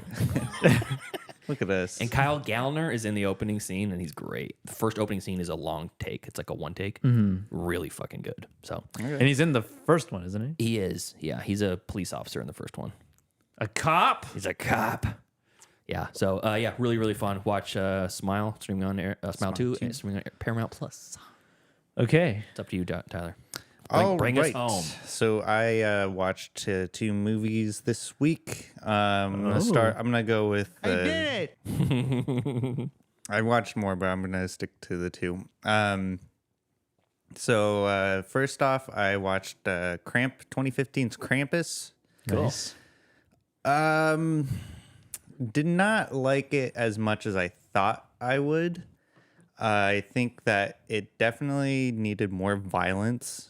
There wasn't that the violence wasn't as satisfying as I anticipated it was going to be. But my biggest compliment to this movie is the sound design is freaking great. Did you watch it with headphones on? Yeah, I watched it with headphones on, and like the hooves on the roof, like just like everything about the sound design and mixing, like really kept you into the movie. Adam Scott was really, he's always good in everything he does, but he was really funny in this movie. And I was surprised. I went into this movie pretty blind. I didn't know Toni Collette was in it. Yeah, she's great. I forgot that she's in it. And so when I saw her like come up on screen, I was like, "Oh my God, it's Toni Collette!" I was like, "We're in for a treat now." It'd be weird if you said something else. Oh my God, that's Russell Crowe. I think it's a pretty simple story. It's an easy watch. I just wish that it was a little bit more scarier. It's like a comedy horror movie, isn't it? Yeah, it is. It's like a kid's horror. Who's that? Who's the guy's, the bald guy's name? It's like Ben. David Koechner. Oh, David Koechner. Yeah. Koechner. Koechner. He was really funny in that movie. Yeah, I guess you could consider it a horror comedy. I think the concept in the beginning, when like when shit starts going down, I thought that was really interesting. Like with like the snowman in the front lawn. I thought that was really cool. Overall, like I still enjoyed myself, but I was thinking like it was going to be a lot more gorier and violent, and there is some violent parts in it. I really like the Jack in the Box creature. Yeah, that's pretty cool. The creatures were a nice touch. The gingerbread men demon things were funny. It's a fun movie. It's a fun movie. Nice. Cool. Where's that streaming again? That's streaming on HBO Max. Cool. And then my second movie, I caught up with Jarhead with Jake Gyllenhaal and Jamie Foxx, directed by Sam Mendes. So this movie, I liked it. I do like it, and I get the messaging that they were trying to push. But I feel like it was made superficially enough for a wider audience rather than having it be like a deep dive in the psyche of a soldier who is in a war that doesn't really matter. They touched on it a little bit. And like, especially with Jake Gyllenhaal's voiceover on certain, like, I think he like does a voiceover every act or like every major like plot movement. It kind of holds your hand a little bit philosophically, but overall, I thought this movie was really well shot. It kind of lulled a little bit towards the end. But I had a good time watching it. I think my favorite scene was in the beginning where they're at the basic training and they're firing live rounds over the people who are crawling through the mud. And then one guy can't take it anymore and he gets up and he just gets freaking shot to all hell. Ew. And Jamie Foxx comes up to the dead private, and he's just like, "I told you to keep your head down. If you'd have just listened to me, you would have been alive." At the dead guy? Yeah, at the dead guy. Well, that's rude. And I just remember when I was watching it, I was in shock. I was like, "Holy shit!" And all of the soldiers who are like going through like the mud and stuff, they mirror what the audience is supposed to feel, because they're sitting there like everyone, like it's almost like time just stops. But Jamie Foxx, he's a complicated character who doesn't know anything other than a military life. And he kind of expresses that sort of attitude of only being about the military, because he talks to Jake Gyllenhaal's character, who happens to be from Sacramento. Oh, that's cool. The character or Jake Gyllenhaal? The character. The character. Jake Gyllenhaal's from Sacramento. Did you know? He was talking to him. He was like opening up like something about like his like brother-in-law or brother like bought him like a Dodge Charger, something like that. And he's like, sounds about right. But he's like, I don't care about that. Like, I'm just gonna do this until I die, or something along those to the effect of that.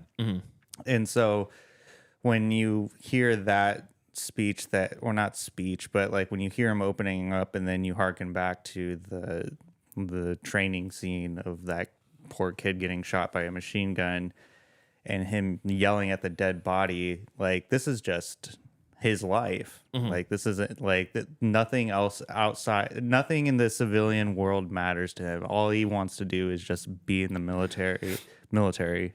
Sounds like what's his name from Hurt Locker? Renner? Yeah, Jeremy Renner. He just wants to go back. As soon as he gets home, he gets all jittery. And then I think one of the most pivotal scenes in this movie is where Jake Gyllenhaal, his job is to be a sniper. And then I can't remember the actor who plays like the scout. The guy who has like the telescope next to him.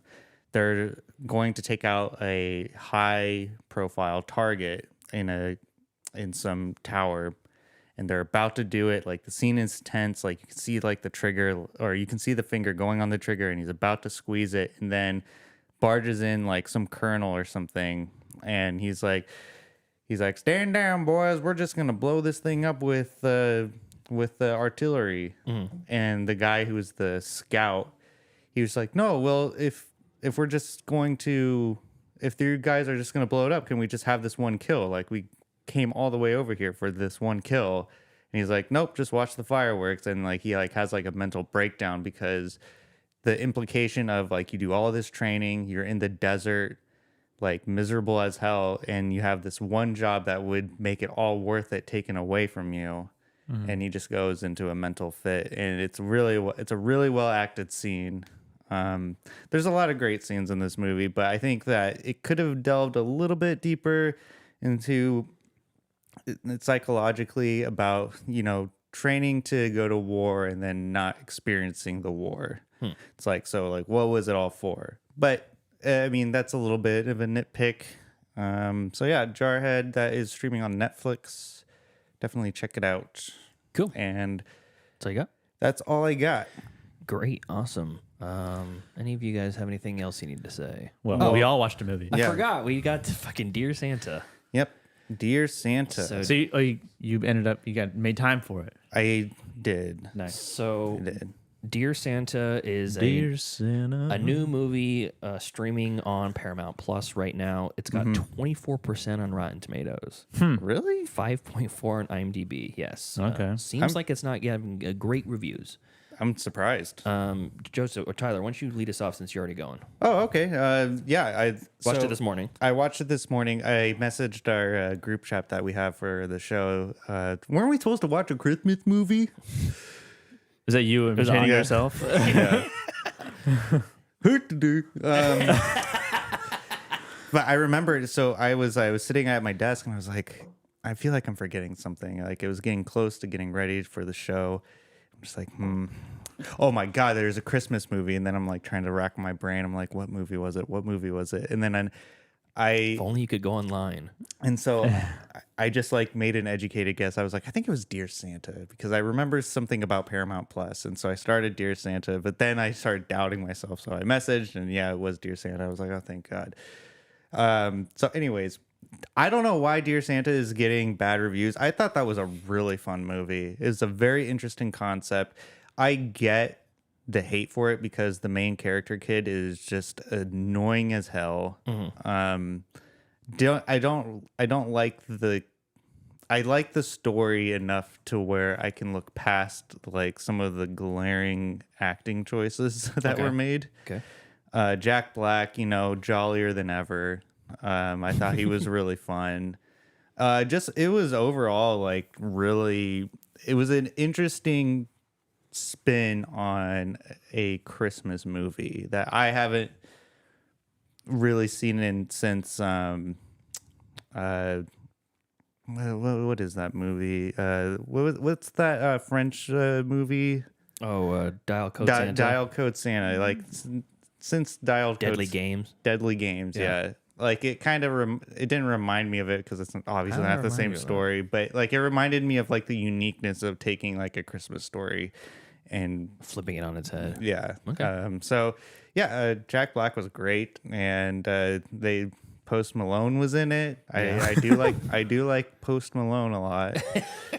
So that was fun. Okay. And then Ben Stiller playing the devil was cool. Oh yeah. Mm-hmm. I wish there was more of that. Because it wasn't David Grohl. I know. David Grohl. Well, he's kind of dealing with some controversies from his extramarital activities. Mm-hmm. The devil himself. But I mean, I guess that would be fitting. I enjoyed it a lot. Give us a grade. I would grade Dear Santa solid B. Yeah. Wow. Solid B. I can see myself watching this again, despite me having such a. Oh, and I love that it doesn't have a happy ending either. That was the cherry on top. Doesn't it? No, it does not. I'm pretty sure it does. No, it doesn't. Okay, we'll come back to that. Yeah. Okay. Joseph, how about you? I thought that this was a perfectly fine movie, and what I liked about it was the unique concept of taking a kid with dyslexia and making him write a letter to Santa, and then kicking off the whole like him writing a letter to Satan accidentally instead. Yeah, I like that. I like the concept of that. I think that's really kind of cute and clever, and making it sort of like a kids-ish movie because this is a Farley brother movie. Fairly Brothers, yeah. Stuck on You and Me, Myself, and Irene and The Ringer, I believe. Yep. Something About Mary. Something About Mary. So yeah, they have a very kind of inconsistent track record. The Ringer, I think, is underrated, and I think that Something About Mary is kind of a classic comedy. Yeah. And Stuck on You gets a lot of hate. I haven't seen it in a long time, but I remember enjoying it when I watched it years ago. And then Me, Myself, and Irene, I think, is really funny. But Dear Santa was my favorite part of the movie was the fact that the kid himself felt like a kid. Like he felt like a real kid. Goofy ass little kid. And like it wasn't like he didn't feel like I mean, this is a weird comparison, but like a Jacob Tremblay type of like trying to put on a performance type of kid. Like he felt like a dorky little kid. Yeah. He felt and looked like a dorky little kid, and I like that about the movie. Jack Black was doing his Jack Black thing, and I think he's kind of gotten a little too much into his shtick of being that, leaning into like the Tenacious D, like devil worshiping, I'm a Satanist type of thing, Yeah, I can see that joke. There was a lot of the jokes didn't hit, but they weren't all terrible. But there were some funny ones. Like there was one specific one where I can't remember exactly the setup, but it was something about like touching kids, and Jack Black's just goes, "I'm not a trusting family relative." Yeah. The Post Malone bit was funny, and then like the I guess the conclusion to that part of the story was pretty hilarious. It's like Post Malone has no memory of did a 2-hour performance performing a concert, and then like the sort of reveal / twist about Jack Black's character, and the kid's naivete about like, you don't look like Santa. Yeah. He's like, what are you talking about? And Jack Black has like a southern kind, almost like a Texas sort of demon accent. Yeah. Sure. But overall, like me and Deanna watched it together, and it was a perfectly fine Christmas like comedy, borderline. It was like, I wouldn't say it is a kids movie, but it's pretty close to like, it wasn't nearly as raunchy as it could have been, but there was definitely some raunch in it. And his best friend with the giant teeth, Gibby, it was like comical, like comically oversized teeth, and like looked like the babysitter from Incredibles. I know. I'm like, was that his real teeth? And then obviously it wasn't. When they like, as soon as I saw the kid with the big chomper on the top, I'm like, he's gonna grant a wish, and it's gonna be a selfless. I thought it was gonna be his last wish. Yeah, they ham-fisted the sort of sentimental storyline, like the parents and the whole like little brother storyline. Was it his little brother? Little brother. That part of it was kind of like Hallmarky, like, you know, but and then for the end of it, which I don't know how I'm curious as to why you think it's a sad ending or a tragic ending. Well, he gets his little brother back. What the fuck? It's a tragic. Well, I'll get into it afterwards. Okay. No, tell us now. You want to know I why? want to know Okay. how that's not a happy ending. All right, so parents are in love. He gets his little brother back. Everything is all fine. However, the kid has a memory of his little brother dying, right? Has like all these bad memories, but everyone around him is none the wiser. So he has to live with the trauma that he had to go through for his whole life. Trauma and resolution, though. I don't know. It's just like having a bad dream, but it was really long. Yeah, but this is reality that he's living in. And the reality, but he got it back. And also think about the implications of like dealing with a demon from hell when you're 11 years old, because that's how old he was. He's 11 years old. He understands that demons exist. Now he can give his heart to Christ, is what you're saying. I just to get to heaven. I just think that it was kind of fucked up, like to bring the little brother back, because like how would you prefer it to be ending? I would prefer it to just gets a bunch of money. Parents get divorced. No, it just no, I get 2 Christmases. It just sort of ends, you know. Like Tyler doesn't like that he was hugging his mom. Yeah, you know how I feel about that.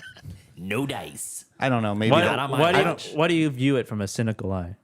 I don't know. Maybe that's just because I'm cynical by nature. His heart is full of hate. Yeah, maybe cynical, edgy eye. But again, now that we're talking about it, it doesn't really hold water. Yeah, I guess it was a happy ending. It wasn't like Krampus where you're stuck into a goddamn snowball thing or a snow globe. Sorry, I kind of that's okay. Bulldozed you there. But yeah, I mean, overall, it was a fine, like, funny enough, kept me entertained Christmas movie. I don't think I would revisit it, like just having seen it already. Maybe if like somebody else wanted to watch it who hasn't seen it, I wouldn't watch it again necessarily. I would probably give it like a C. Comedy wasn't as consistent throughout as I hoped of, and some of the jokes were kind of stupid, like I'm gonna give this guy diarrhea. I like that. I mean, that was definitely more on the stupid side. You give me a diarrhea joke, I'm in. But the snooty teacher was a little much, I think. PJ Byrne. But like watching him dance on stage was funny. I thought that was very adorable. Yeah. But overall, it was fine. Perfectly fine. I'm not a fan. I'm coming on the side of this is worse than it is good. Oh. Yeah. It's more. So you're the cynic. I am the cynic in this. And you hate Christmas. Absolutely.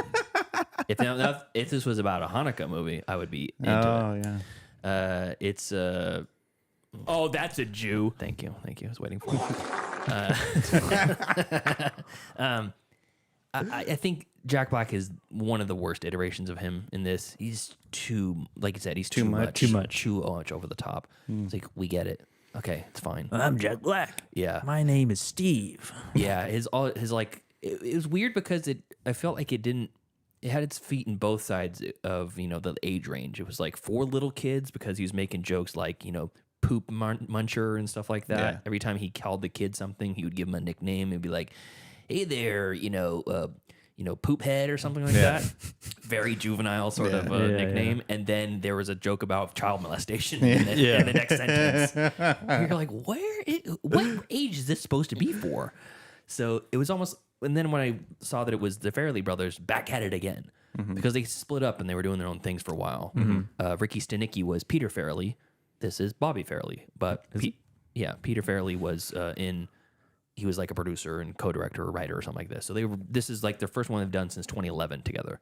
Yeah, Bobby Farrelly. And so it makes sense because it's like them trying to do a kids movie. You're going to expect a lot of that stuff. So I'm not like clutching my pearls that it's like, oh, my child can't see this. You know, I think it's all fair game, but it just kind of didn't know where it wanted to land. Yeah, it's just very strange. I could see the whole thing with Gibby and the teeth from a mile away. Fucking loved Gibby though. That character is so cute. He's such an adorable little kid. Yeah. I liked that the kid, like Joseph said, felt like adorable little chubby little boy. Kind of wish he was a little bit more a better actor. Like it was distractingly bad. Yeah. His acting. Yeah, I agree. And Ben Stiller though was a highlight. Yeah. That was fun. I wanted more of that interaction. And his parents were just the worst. They suck. And I once you find out, the thing that I think that worked the best for me was that Lifetime Hallmark movie moment when you find out that, they do have a dead child. And so it kind of makes sense that they're weird. Yeah, then you kind of make sense that why they're fighting and all this stuff. But they're still not good. They're still poorly acted and their decision-making is bad. So, I don't know. It's a really uneven movie, but I come down like it's worse than it is good. But I'm not going to tell anybody to not watch it. Yeah. It's a goofy kids comedy Christmas movie. Yeah. So, anyways. All right, that's Dear Santa. Do any of you guys have a Christmas movie we should assign for next week for all three of us? A Christmas movie we should all watch next week. New or old? Doesn't matter. Because I have another one. Does it matter if it's new or old? Hopefully new. Doesn't matter if it's new or old. Hopefully new. I mean, I like preferably new. Preferably new, yeah. Like this year. Christmas with the Cranks. There's the. I'm not watching that. The Lindsay Lohan Christmas movie. It's a movie one from 2021 called A Cluster Funk Christmas. Oh, you said new. It's newish. I thought you meant new as in like Dear Santa's new. I said hopefully. Well, you can watch whatever you want. I picked the last. I mean, I don't know.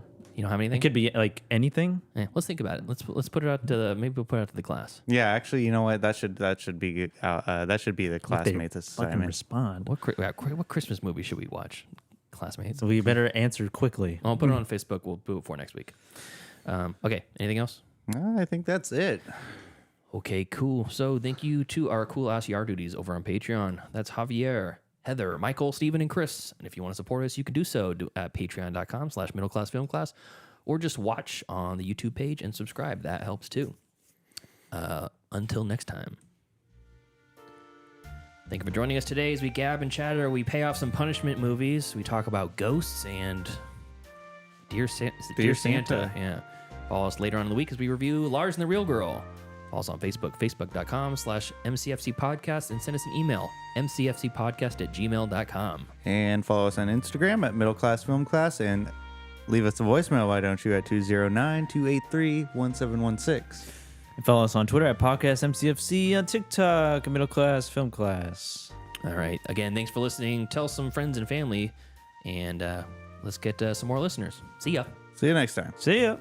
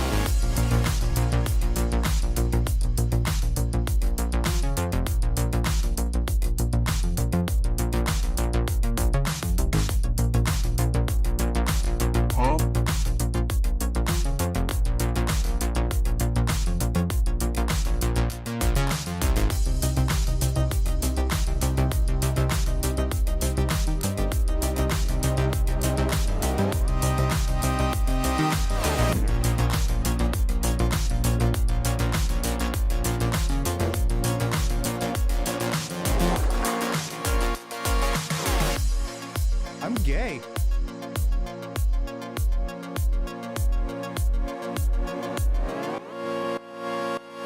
I did it.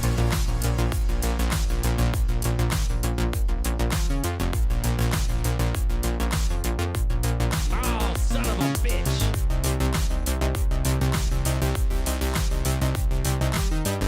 I'm gay.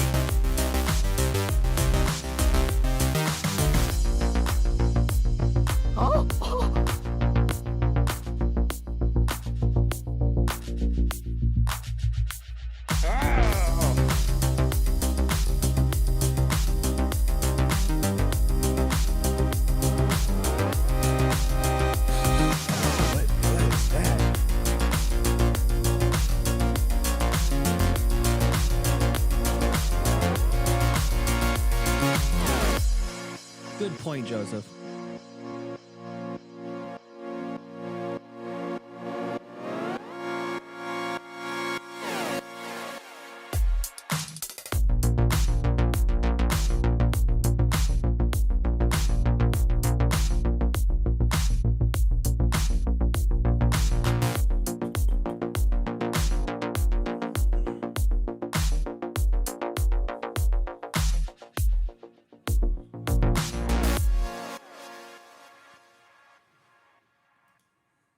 Oh, it's time for class.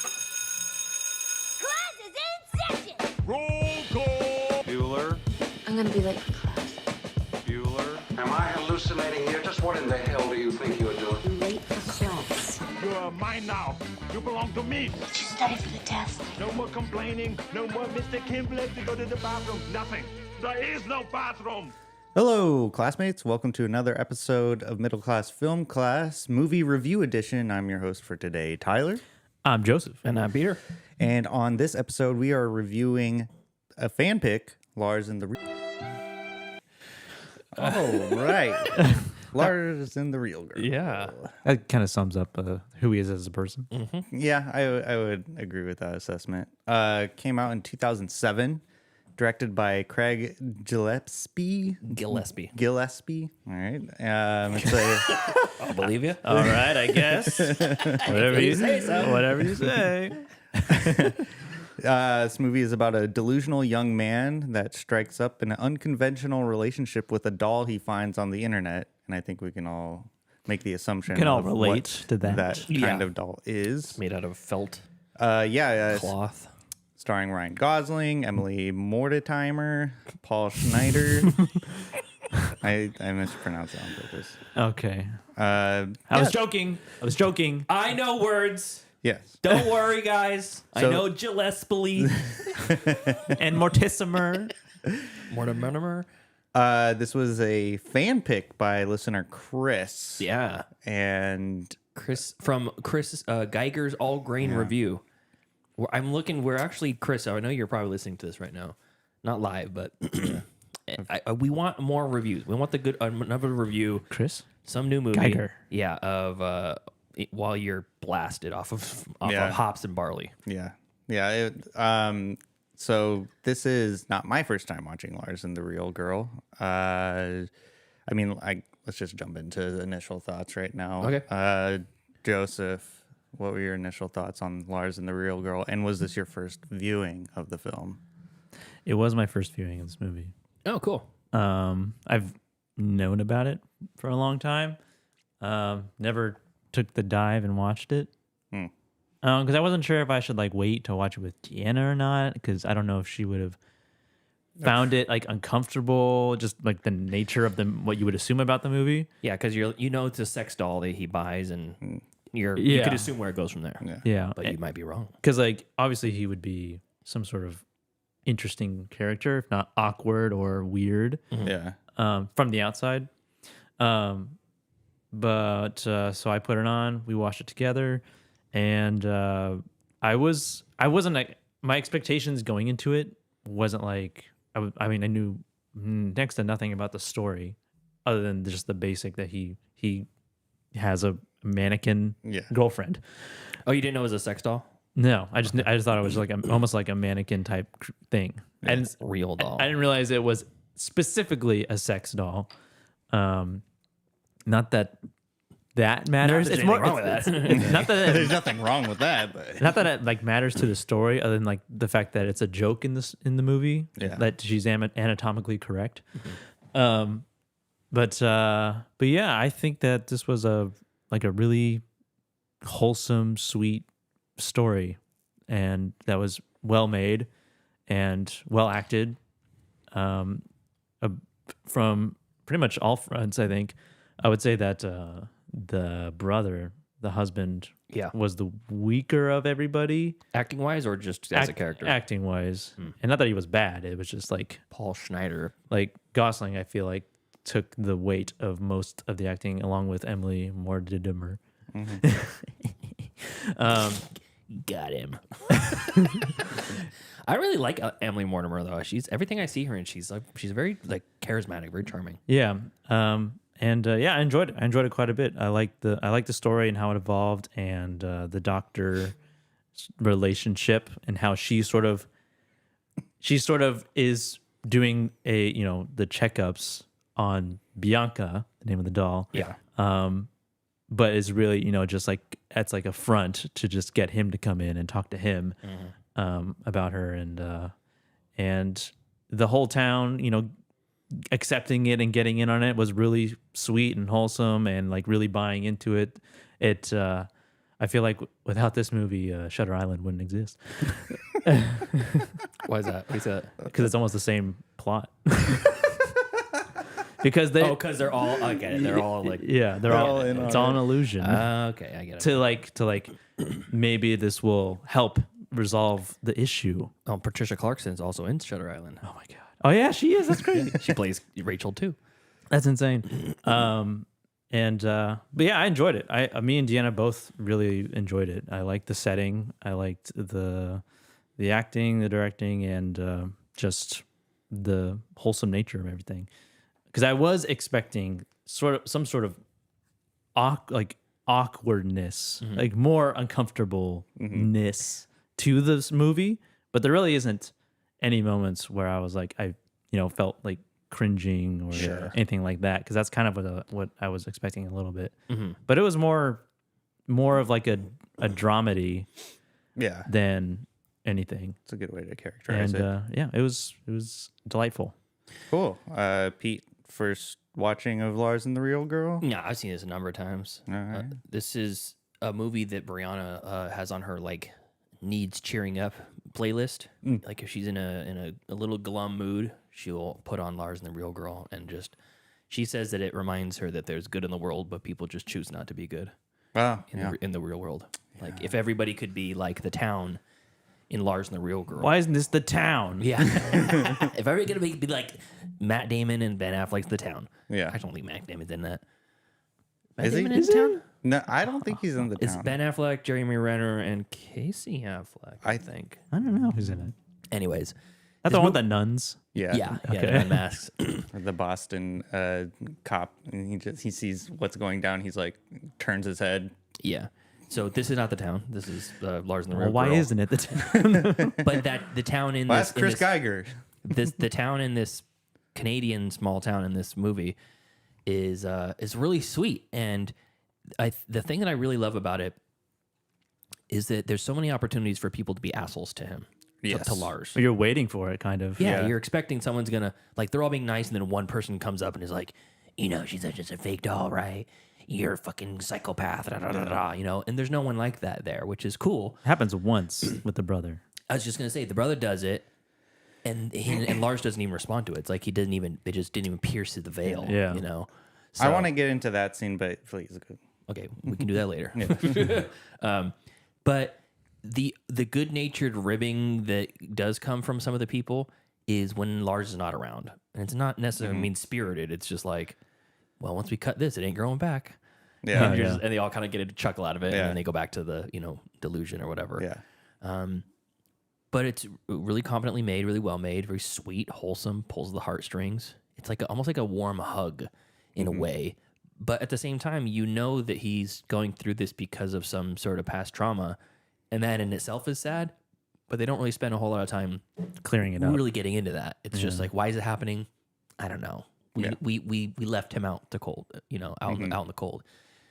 And for whatever reason, he had to glom onto this to find some sort of normalcy in his life or some sort of reason for being or something. Yeah. And I think that's relatable in life when you get to a point where you think, I should buy a sex doll.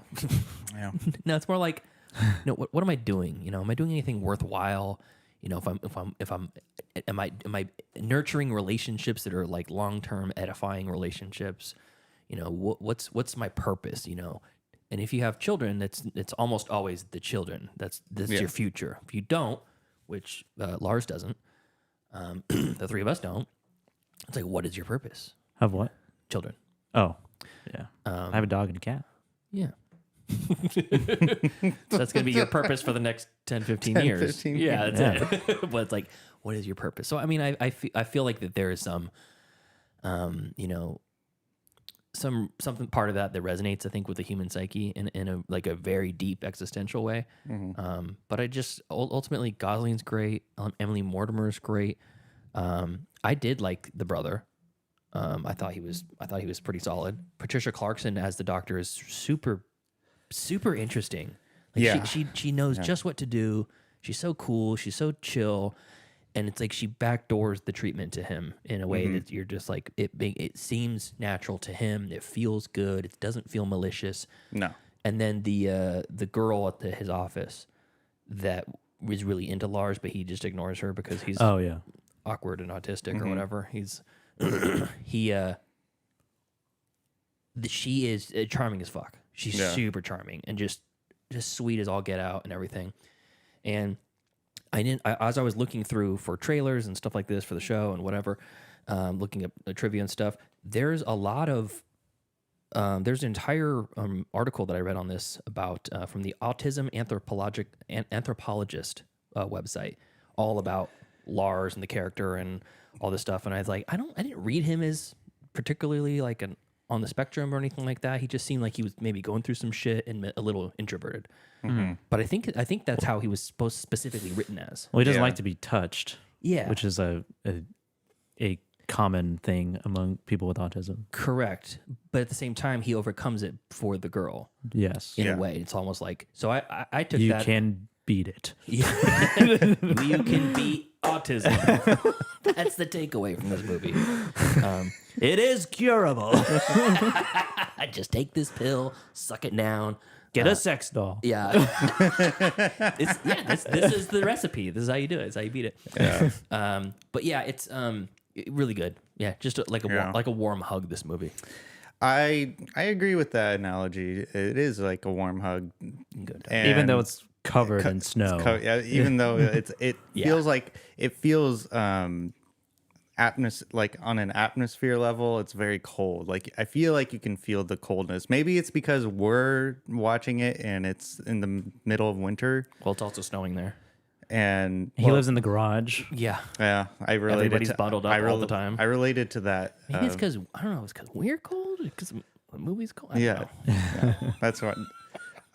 This was not my first time watching it as well. I've seen it, I think like one other time, but it really stuck with me the first time I saw it because it was such a interesting concept of a movie that I didn't really imagine a movie being made about the scale of the town, like supporting Lars emotionally.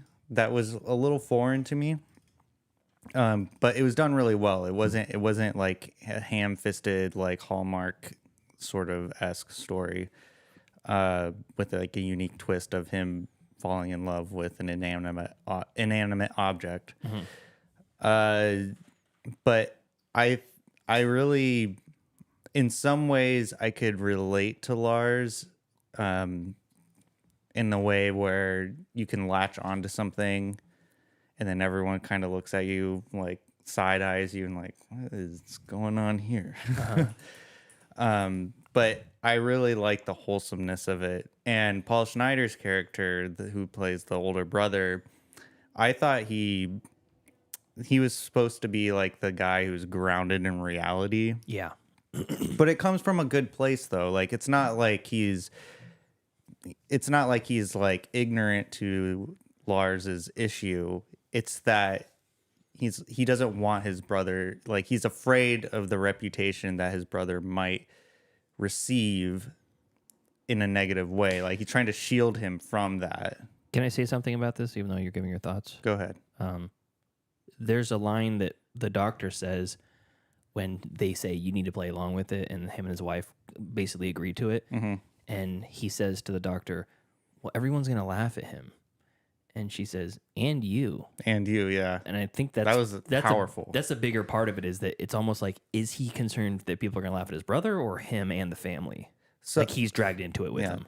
Well, I mean, I'm just going to say, yeah, I loved it upon second viewing. So let's get into it. But Cool. So let's jump off on that point where she says, is the concern is like, are you going to be embarrassed or are you scared of him being embarrassed? And I took that as a legitimate concern from the doctor's point of view of making him think, are you doing this for yourself or are you doing it for the protection of your own brother? And he emotes it in a way where it gets him thinking. He's like, am I doing it for myself? Or you can tell that one stung a little bit. Yeah.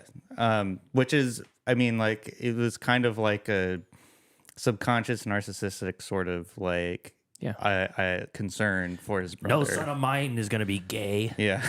Yeah. And that's like, what do you care? Well, then they'll know I have a gay son. I feel like a lot of people who are like not accepting of their children for whatever reasons is because of that, because they don't want to be seen as the guy with the gay son or whatever. And they might have been taught that was bad or whatever. Mm-hmm. But I feel like it's more about them than the actual the child or the loved one or whatever. Well, and as Tyler, I accept you for anything that you are. Okay, well, even if you are my son.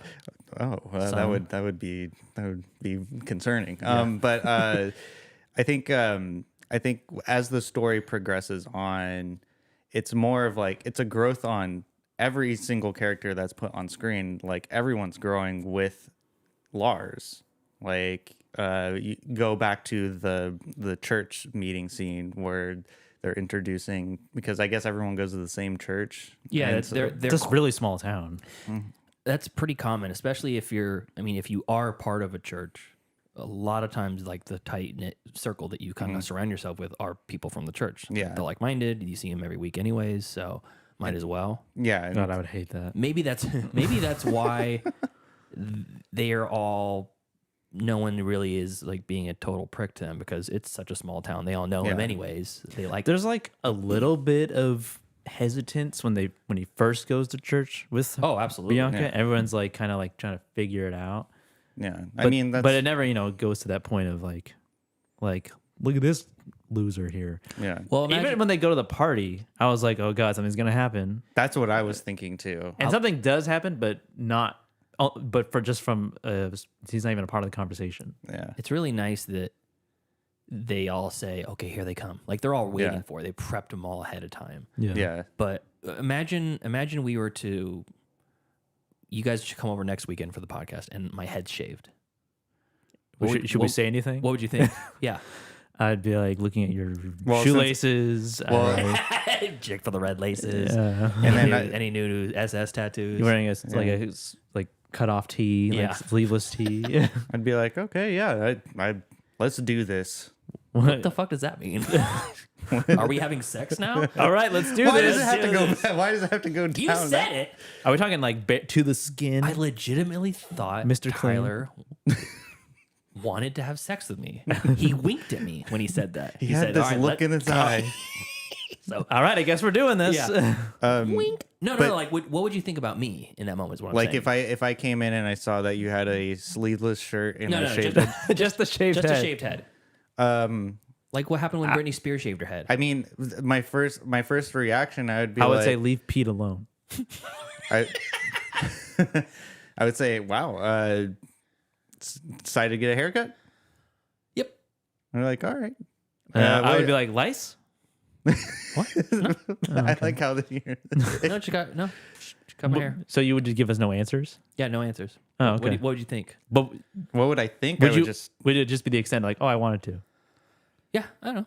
I mean, I wouldn't. I would reserve no judgment or anything. I feel like a head shave isn't that crazy. He shaved his head. Okay, now what if it was Brianna that shaved her head?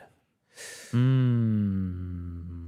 mean, I would I would ask why. I don't know if I would address it. I think to a degree, like with a guy, it's a little different because there's societal norms to shaving your head, and also your hair grows back sooner.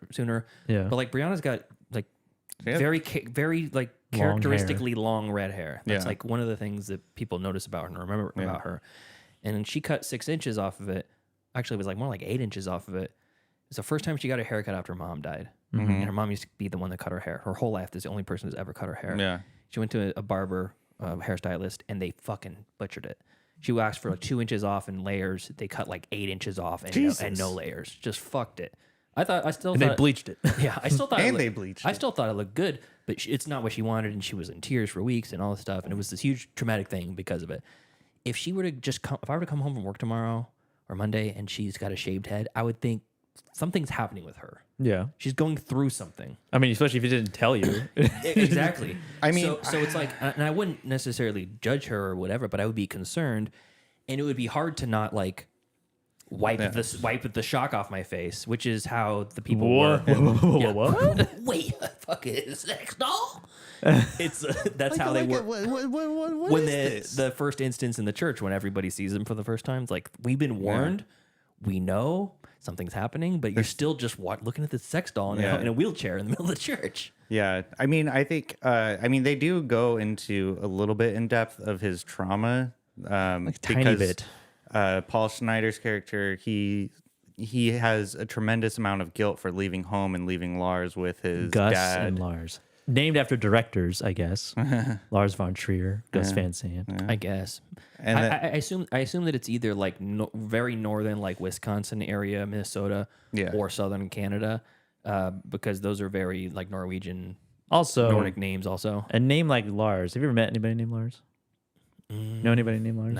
No. Not personally. No. I'm trying to think of a Lars who's a normal person. Well, they're just Scandinavian. Not like, I mean, like, but it's just like every known person that I know whose name is Lars is not a normal person. Lars Ulrich, Lars von Trier. That's true. Just the two, and the rest. Yeah, and the rest. Lars from a cartoon. I think it's from Ed and Eddie. No. So I mean, like, there's the implication that the father was, well, the mother died, and that was like a big thing, giving birth to Lars. Yeah. And so Lars bears that guilt on his conscience. Mm-hmm. And then also Paul Schneider's character, he bears a lot of guilt for leaving the house and leaving Lars to his very depressed dad. And I think the implication is that Lars was left in isolation for far too long, didn't develop any social skills, and he was able to function enough to get a job, and then his brother blows into town, his hometown again, and allows him to live in the garage. And isn't it like the dad dies, they take over the former house, yes, and then they move there together, but he takes the garage, something like that. I mean, that would be my move though too. Like I would. There's so many of the small bits in the movie too that just lend to the realism of the universe, because he tells his brother and sister-in-law for the first time about Bianca, he met somebody. He's like, well, she's conservative, kind of religious. She shouldn't sleep in the garage with me. And like, oh yeah, she can stay in here. It's like, oh, in the pink room. And it's like, we never seen the pink room before. You don't know anything about it, but it's just like, if you've lived in the house your whole life, you're like, oh, it's the pink room. Yeah, it's a pink room. I feel like that's a really small little detail that I caught this time around, that I'm like, oh yeah, it just seems like they've been there forever. Yeah. I think that one of the weirder parts about this movie is that I can't really see, like, I know it's a small town, but like it must be a really, really small town, because knowing human behavior now, I don't think that situation would go over very well. There would definitely possible violence and vandalism towards that sex doll. Depends. They're in Canada, so they're all nice. It says that's not true. It says the film is set in the U.S. state of Wisconsin. Yeah, see, like Wisconsin's like the number one like Anti-sex doll. No, it's like they have more alcoholics per capita in the whole continental United States. What do you have against alcoholics? Are you saying alcoholics are all bad? Yes. I'm just saying There's that that self-loathing again. So it takes place in Wisconsin? I don't know. I mean, that's just what it says on the Wikipedia. I mean, I can see that, but like I just feel like it's fantasy at that point, because there's, as wholesome as it is This a fantasy.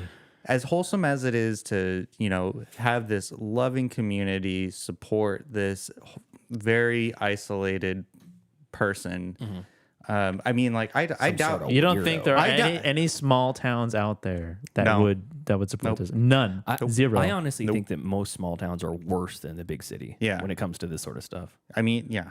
Like all the Hallmark Christmas things where they go to the small town and everyone accepts whoever it is. Like, No. Yeah. We're all 'cause nice. He's white. Yeah. We're all Republican. And I'm pretty sure that Lars didn't apply for that job. They just gave it to him. There's like, hey, can you just What job? The job that he works in the movie, like at the desk job. I don't even know what he does. Oh, the office job. Why would he not be able to get a job? Look at him. What the fuck does that mean? You got a job. I hired you. Look at you. Let's not flip this on me. Here. You've had a couple office Hey, jobs. all right. Let's I don't need to. Let's dive into this a little bit. No, please don't. You know the thing that If you can get a job, Lars can get a job. all we're saying is you're just like the other guy in the movie. Oh, is Chris in the chat? He waved. Hey, Chris, we're talking about your movie that was co-opted by Brianna. I'm just saying, if the town is willing to accept him for being in a relationship, Finish. I have something to say after you're done. Oh, go ahead. No, Okay. Finish your sentence. it's a fantasy world that this movie is living in. There's no goddamn way that this small town would support this person and their delusion of being in a relationship with a anatomically correct sex doll. Okay. Angry Otter has something to disagree with you with. That's okay. There was a small town, and I remember this. There was a small town where all the residents learned how to sign in secret for a deaf resident who felt alienated. Okay, I am not seeing the connection between someone who has... It's a small town where the entire town got together, learned sign language to be able to make this deaf resident feel included. One single person included. Okay, so one instance of a small town doing So something... it's not a fantasy. That should have been. It's not a fantasy. Not a fantasy. Okay. I do feel, though, that like this would be the... Is it outlandish? Yes.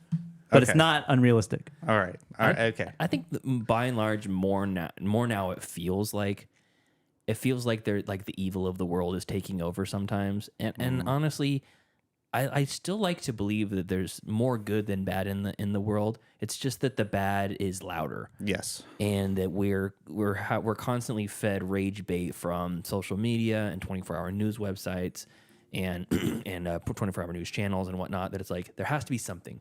Rage gets clicks, it puts you in this spiral or whatever, and it's like, for the most part, it's like, I think people are pretty good. If one of my friends were to show up, I'm not going to use Tyler this time because I'm tired. I knew you were going to point at me. I'm not going to use you this time. But of the three of us, okay, let's just use Producer Justice. So Producer Justice shows up one day and He lives here. Yeah, he shows up to the house one day and he's got a sex doll with him, fully clothed. He's not getting handsy or anything. All right, let's he's carrying her like sideways. Yeah. You never see him carry her into the room. I know she's in a wheelchair, but like the first scene, she's not in the wheelchair. No. Does he carry her sideways like that? Does he like, No, he carries her like a bride. Does he like walk, a bride. Does Yeah. he walk her like an action figure? Doot, doot, doot, doot. But and he shows up with this real doll. Yeah. Yeah. What do we do? Do we play along, or do we say, are you? Because not only is it he's saying that I have a sex doll. He's not saying I have a sex doll. He's saying this is my girlfriend who I met on the internet, whose parents died when she was a kid. Yeah. He conjured up this whole backstory for her. It's a complete delusion. So if one of your friends is delusional, do you try to snap them out of the delusion, or do you play along with it? I guess they actually bring that up. If he was the doctor said, is he a danger to himself or others? And they said no, he wouldn't hurt a fly. And then she's like, okay, well, it's gonna run its course. So just go along with it because he might snap. And Chris says he likes it how we're all pretending that your waifu pillow isn't just out of frame. Shut up.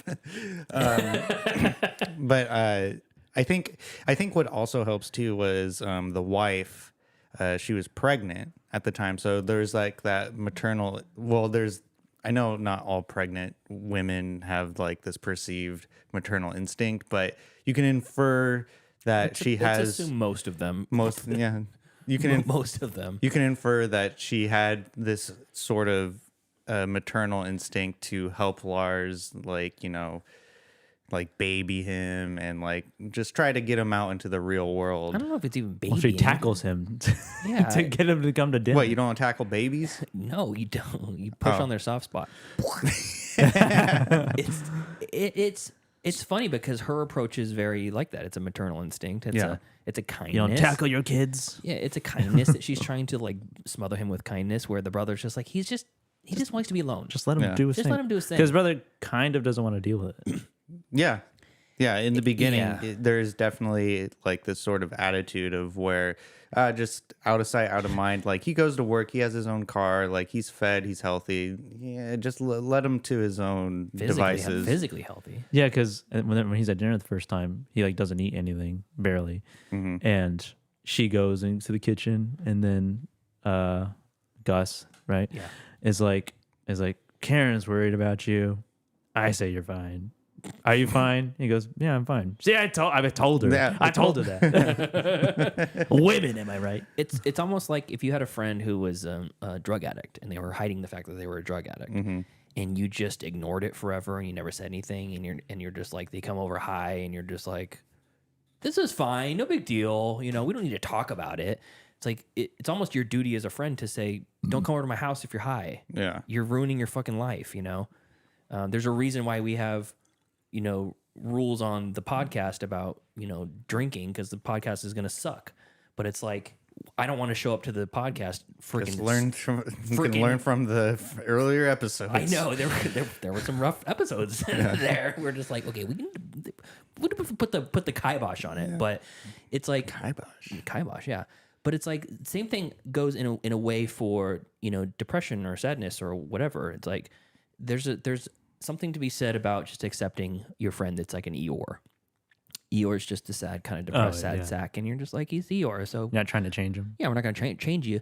But at some point, if it becomes destructive, I think it is your duty as a friend to be like, hey, snap out of it. Let's go. Yeah. Let's go to the fly park. a kite. Let's go to the park or something. Fly a kite. Hey, we're gonna. You know, I know you don't normally. Doesn't seem like something we do together, but you want to go to like Great America or something? You want to go to Chuck E. Cheese? You want to go karting? You know, it's like that's something fun to do with your friend. And if they're depressed, maybe that's what you need to do. Yeah, I mean, I think that maybe you need to play along with their delusions. That's true. The go karting's actually fun. Go karting is fun. It makes me sick every time I go. Why does it make you sick? It's the driving in circles, I think. The motion sickness. Yeah. No, well, I have a fucked up stomach. I think I can relate. I think that the doctor was correct though. It's more like a puke feeling to me. Yeah. I think the doctor was correct though in saying that just go along with it, because I think she read Lars and thought to herself, he will get out of this eventually. This isn't a permanent sort of ordeal that's gonna be going on throughout his whole life. I would imagine if during the course of her kind of surreptitious treatment that she had with him, if she felt that it was going a different direction, that she might change course and say, okay, we need to actually get him some help. Like if he had like malicious thoughts or was like really going into another, it's like, you know, and after this, I'm going to become the president of England. I think there was you're like, okay, what the fuck? I think that was a big leap. Yeah. I think there was probably like a contingency plan, like if things were to go south. But I did like the sort of like backdoor, as you said it, therapy sessions. And she did it so brilliantly. I know, very slick. Like, oh, well, she has a condition. She needs to rest. No, join me in my office. Yeah, come hang in my cool ass office. Yeah, nice office. I know, for a small town practitioner. I know. It's the only. I mean, it's the only. She only had one patient room. Yeah. She's she's like Jeff Daniels Jeff Daniels in Arachnophobia. Yeah. Except for a really nice office. Yeah. The other thing too is like if Lars was kind of a cunt, maybe no one would want to be like kind and understanding to him, but he's honestly He was a bro. He's just This is my new side bitch, Bianca. She's tight. I'm thinking about asking her to pay to get some breast implants. Well, they tried to his coworkers and like his other friend. They try to make him like a little bit misogynistic out of the party. Yeah, is she flexible? You know what I mean? I thought he was gonna be defensive, but he just smiles. Me too. Is like, yeah, she is. I feel like the reaction to that felt like his reaction to his brother saying that she's not real. Like he just blocked that part of it out. Yeah. Well, he basically put his own story into the doll, and like his own. His parents died when he was young, so did hers. And is just like is religious, is conservative. Although they don't. I mean, he goes to church in a small town. She's shy, just like he is. And he's flexible. Yeah, he's flexible. He's anatomically correct. You know Yeah, what I'm saying? that's and true. then when it's like when the doctor's like, he's the one who's doing it. Like he's the one who's just like telling the story like of Bianca. Like it's all him. That like her timeline is all him. His timeline, and him like by the end when she is dying. Great ending, but also that great wrap up. That is like him as him getting over it. Yeah, you know what I mean. But like his trauma is done. Almost like it's almost like you're physically seeing him get over it. Yeah, as opposed to like the internal battle where you get over it. He's finally curing himself of the autism. Yes, and also the autism is dying. The community, well, because like towards, I would say, like at the peak of the movie, that when they start getting into arguments, Bianca and Lars, he's yelling at her in the pink room because they were supposed to play Scrabble, but she canceled on him. She canceled. We were supposed to play Scrabble. Yeah. And then the older lady comes up to the car and says, "I don't like the way you talking to her. You better shape up." I like that because they are also holding him accountable to like his behavior, and that also in turn helps him grow matures as a person.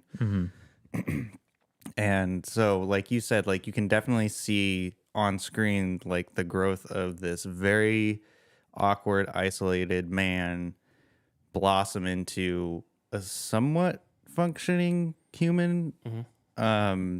Yeah, I mean, I don't know how like his relationship with the girl is gonna go after the events that transpired, but I also like how like she and possibly the whole town is like their hobby is bowling because that's like the only thing to do. Yeah, they all have the gloves. Yep. It's like gotta invest in a good glove. Yep. When I worked at a bowling alley, I never got a glove, but I got shoes. Nice. Did you steal them? No, I bought them. Oh, you bought them? When I say I got them, it's usually implied that I didn't. You stole them. Yeah, I didn't commit grand larceny. I didn't know it'd be grand larceny if it's stealing a pair of bowling shoes. It wasn't like zero from holes. Really expensive He shoes. stole Rick Fox's shoes.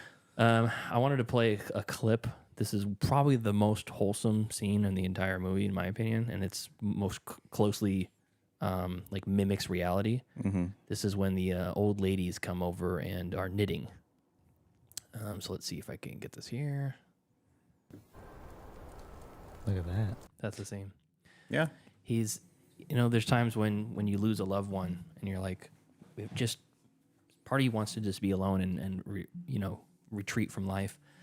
And other parts of you feels good when someone comes over and they're like, I'm just going to come and be with you. Yeah. I'm just going to spend time with you. Just sit. Just sit. Yeah. And that, I mean, part of that's like just having a really close friend that you can just hang out with and do nothing is great. Yes. It's sad. But like they said, it's life. Everything all at once. Sometimes it's like an avalanche of shit, trauma. Avalanche of sad. what? Exactly. Yeah, I mean, I think this movie definitely if you're a smart person, it'll get you thinking about the human condition. If you're a dumb person, this will fly over your head. Oh. And be like, this is just some guy with a stick, though. Why does that person sound like you? I don't know. Your impression of yourself. Do I really sound like that? I think. No, that's your impression of yourself. I don't know. we also didn't talk about how this is the same director as I, Tonya, Cruella, Pam and Tommy, Craig Gillespie, Dumb Money. Yeah. Beyonce and Verizon, Super Bowl 58. A lot of commercials, yeah. Apple iPhone, The Waiting Room, Apple Watch series, Hard Knocks. Yeah, I saw the name on like, oh shit, this is like before he did all those super fun movies. He did a sweet and sad movie. So this movie came out in 2007. I feel like it Post 9/11. Pre-economic crash of 2008. Yeah. Right in the sweet spot. Right. Yeah. I feel like this movie came out like, and it got lost in the ocean of all of like the quirky indie movies that were coming out like in that sort of time frame. And it's a shame because this is a really standout movie that gets characterized as the quirky Tumblr-esque kind of movies. He got overshadowed by the number 23. Also came out that year. The number 23. And James Wan's Dead Silence. Oh god, that movie. I just feel like it gets lumped into a category of a certain kind of movie that it doesn't deserve to be in. And well, yeah, it's I think it's what Joseph said. When you see the movie, you kind of have an expectation. It's either gonna be more of like a psychological movie, kind of like The Voices, or possibly like a sex comedy sort of thing. If you know it's a sex doll, I think the title's pretty ingenious because it's a real girl, but the company's name is Real Doll. Yeah, Real Doll is obviously a copyright, so you can't call it Lars and the Real Girl, Real Doll. But Real Girl, I mean, they use it in the movie. And it really uses it immediately evokes exactly what it is. Yeah. So I don't know. I think it's just all. And plus, Lars and the Real Girl rolls off the movie. Tongue a little bit more than Lars and the Real Doll. Lars and the Plastic Fuck Toy. Yeah, that I think that might work out better.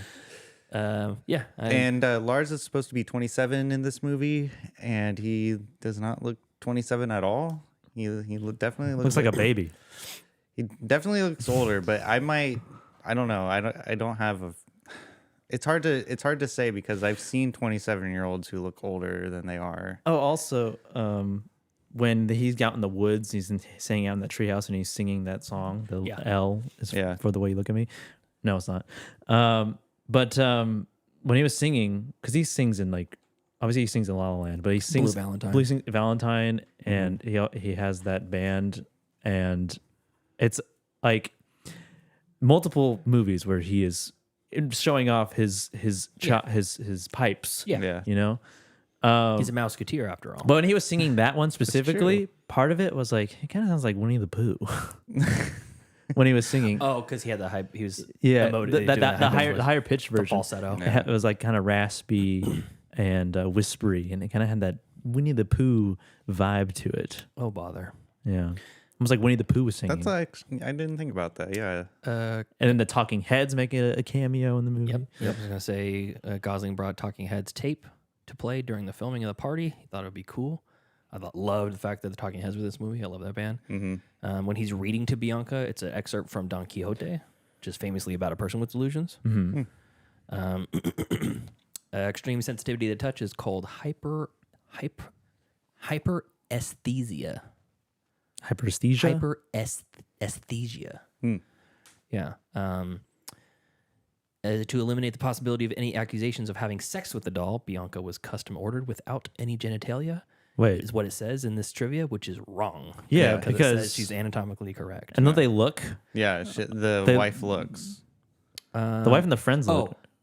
For the actual movie. For the actual production. Okay. Because they did have to order it from Real Doll. Oh, so they ordered one with no genitalia, so that there could be no... So no, like, assistance. You sure no one had sex with this between takes? Someone's with or without any genitalia is not going to stop me. I need to take Bianca into the makeup room really quick. Close the door. How is anybody supposed to know that? What? that fact other than by reading this? How was Someone on the crew? Probably someone on the crew. So it's just for the crew. Yeah. Hey guys, just so you know, not anatomically correct. This one's off limits. So don't even try. The community doll's that one. The community. We got another one though. It's the redhead over there. Yeah. Oh, okay. Her name is Sasha. She's next to the craft services. Let's see. The real doll had 9 different faces, which were used to show a sort of evolution of the character. Like stop motion. The doll starts with a face with heavy makeup on, but later uses a more natural looking face without makeup. She looks very whorish when she first when she first arrives. Yeah. And also, the doll later becomes having a greenish tint to it to reflect her failing health. Oh, really? Oh. The whole movie was pretty bleak looking, so Yeah. it was hard to tell. That's Wisconsin for you. Yeah. Yep. So, it was definitely North Wisconsin. It's Fargo-ish. Yeah. That's North Dakota. I wouldn't know. I haven't been to the eastern United States before. That's Either have Midwest. I. Yeah. I also wasn't alive during That's the in the Civil War, Midwest. but I know a lot about it. Midwest, like North. I just call it the North. I know, but Tyler, you said I've never been to the eastern side, but it's in the Midwest. Oh, well, I mean, it's east. I've never been it's anything east of Utah. I was going to say, like, it's east to me. Well, everything is east of California. Yeah. So there you go. Eastern side of the United States. Yeah. the best coast and the rest. The best coast. The rest coast. Yeah. I got nothing else to say about it. Yeah, I mean, it's just it's a really solid, wholesome movie, and yeah, definitely we'll revisit it at some point in my time. So let's. How many times have you seen it? Well, at the top of the show, I said this was my second time. Oh, second time. Yeah. Okay. So let's grade Lars and the Real Girl. Joseph, what do you give Lars and the Real Girl? It's a solid A movie. Yeah, really, really good. Really, like, not overly emotional, but it hits a little bit in some moments. I mean, I have no complaints about it whatsoever. There's nothing I can say detracted from anything. The setting was good. It felt real. Like the way it was shot didn't feel staged or like a set, and the dialogue didn't feel forced or unrealistic. It just felt like people coming together to help this one person out. Yeah. And realistic reactions, I think, for the most part, to like the initial shock of seeing something like that. But yeah, I mean, there's nothing to. It's hard to detract. It's kind of in a way a coming of age story, even though he is of age already. But like he is himself like maturing in a way and coming into a new age of his own life. Yeah, and Deanna also really loved it, and it was a pleasant experience. All right. Pete, what do you grade Lars and the Real Girl? Like, I feel like I should give it an A-, just because it's not. I don't feel like it's something to really write home about. I'm not gonna like scream from the rooftops or tell everybody I know to go watch it. Yeah. But for a place in time, it feels like a really kind of an essential type of movie you should kind of keep in your back pocket. Yeah. If you feel you need that like uplifting feeling of hope, or just like a warm hug from a character who's in a bad place, and you want to get yourself out of that sort of bad place too. Yeah. Putting yourself into this movie is a great place to start. And it's not all butterfly and sunshines. It is dreary. It is cold. But ultimately, you just have like the goodness, the best part of humanity on full display, even if it doesn't always feel that way in real life. It can feel like that here. So hard to say it's bad. So I'm probably going to go A also. Yeah, I would agree with that sentiment as well. I'm not going to go out and shout from the mountaintops, everyone check out Lars and the Real Girl. But like I would. Hey, sure. She was hot, dude. But like you said, Pete, like it's a good movie to have in your back pocket. Just a warm hug. I think this is a really good movie. This is a really good date movie, I think. If you're gonna have a date like at your house or maybe something. like a second date. A date at your house? I think a second or third date. Well, yeah, a date at the house. You don't want to go out. Hey, you want to watch a movie? Let's watch Lars and the Real Girl. What's that? I'm glad you asked. It's about a guy who falls in love with a sex doll. Why isn't this movie The Town? That's so funny. Yeah, just a really, really wholesome movie. As Joseph corrected me, it's not a fantasy. It's outlandish. And it's something that I think everyone would want in their life, like a small community like that. I don't want that. Yes, you do. I don't want that. Yes, you do. I don't want everybody to know my business. You don't want everybody to know when you buy a sex doll? Yeah. I want to be able to buy a sex doll and nobody knows. Okay, well, maybe excluding Joseph, everyone else would like that, like, sort of tight-knit community where there's support. I would hate going to the store running into everybody I know. Why? Because they want I'll like make chit chat, and I don't want to do that. Also, don't you want to be able to buy your shame stuff in shame? You're like, oh, you're buying Oreos and marshmallow fluff, huh? Like, yes. Third time this week, huh? Yeah. Well, yeah, but they're an asshole if they point it out. Didn't I see you here yesterday buying the same exact thing? I know. Drive through again? Like, yep. Shut the fuck up. You keep that shit to yourself. Don't fucking say anything. I don't know. I think, okay, well, then maybe it's just me then. I don't mind that stuff. I don't mind running into people and them saying, oh, you're buying that again? I'm like, yeah, I am. I like it. And then I would say, why are you asking? You don't like it when I scrutinize you about how many cigarettes you smoke or I never said that. Boozing it up or whatever. I never said that. Mm-hmm. But anyways, yeah, solid A for Lars and the Real Girl. And so now we get to the Wheel of Destiny. You can't even drop that on me like that. One wheel. Are we? 8 Yeah. slots. We already know what we're watching next week. I know, we still gotta do it. The Wheel of Destiny.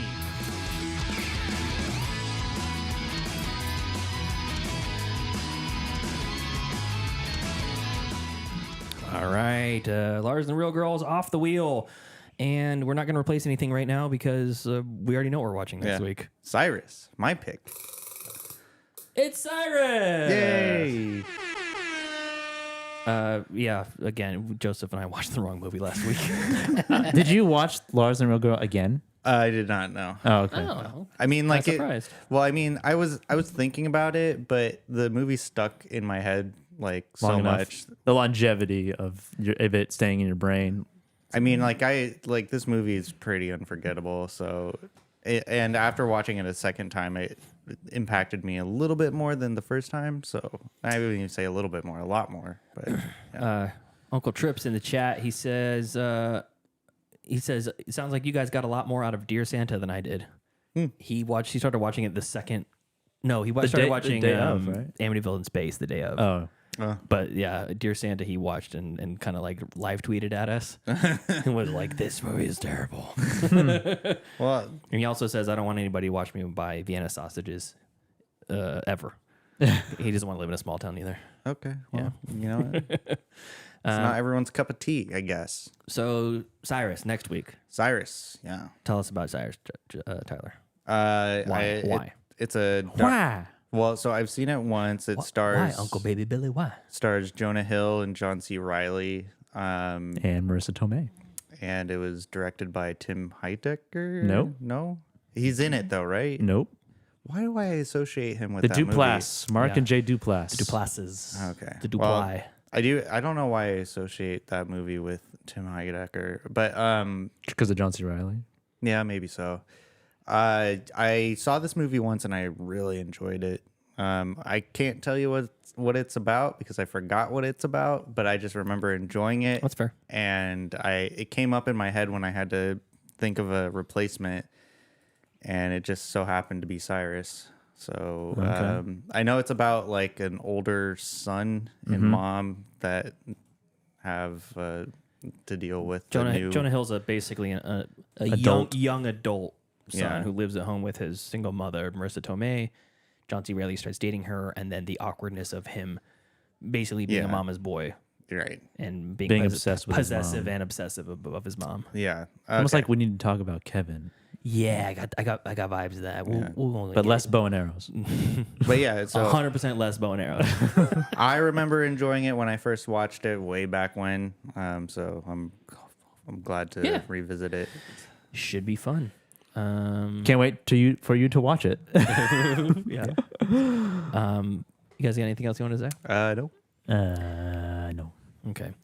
So I just want to take a moment to ask anybody who's listening to this on the podcast stream. We had a influx of downloads in the last couple weeks from on the audio stream. Mm-hmm. If you're only listening on the audio, come over to the YouTube page. It's a lot of fun over here. Come on, just come over. Yeah, water's warm. Yeah, it's nice. We're on a mission to get to 1,000 subscribers for the channel. Yeah. Once we hit 1,000, we actually can make money on the channel, which is great. We've been doing this for 5 years, and before the Patreon, not a penny, income from it. And we got a great class in the Patreon. We got the cool ass yard duties, we got class clowns, new kids, and all that kind of stuff. And you guys have been supporting us this whole time since the Patreon's been live, and we really appreciate that. But we want to get to a point where we don't have to get money from the listeners. We would get money from YouTube. Yeah. Because YouTube would just pay us for it. So we're pretty close. We're at 816 subscribers. The monetization level is 1,000, so we're almost there. 184 more to go. Yeah. Yeah. Please help us get there. So tell your friends, tell your family, people that are podcast listeners, movie fanatics, people who just like anyone with a Google account. That works too. You can subscribe. Yeah, if you have 5 Googles, do the 5 of them. Even better. It would be great. But yeah, it's a lot of fun over here, and we do some kind of visual stuff on the channel. So if you're thinking, why does this not make sense? It's audio only podcast. What the hell? You're missing a whole half of the show. Yeah. What the hell? Plus, you can see what we look like, because I sent a picture of the 3 of us to a group chat I had. We're talking about something in the podcast, and I was like, oh yeah, here's whatever. And someone goes, that's what Tyler looks like? Timothy McVeigh? You've got young Ted Kaczynski. I like how that's what Tyler looks like. Yeah. like kind of like Tom York. Yeah. But also not like Tom York. Tim York. Tim York. He's in the York fam. Yeah. Yeah. So, but yeah, it's a lot of fun. So, we don't really talk about that too much on the show, but it would be great if you guys were to head on over and support us on the YouTube channel. So, until next time. Thank you for joining us as we gab and chatter live on YouTube Live, and as we review Lars and the Real Girl. Follow us next week as we review Cyrus. Should be a lot of fun. Follow us on Facebook, facebook.com/MCFC podcast, and send us an email, mcfcpodcast@gmail.com. Yeah, and follow us on Instagram at Middle Class Film Class, and leave us a voicemail, why don't you, at 209-283-1716. And follow us on Twitter at Podcast MCFC, on TikTok at Middle Class Film Class. Again, it's been a lot of fun, so come on over to the YouTube channel and hang out. See you next time. Yeah, see ya. See ya.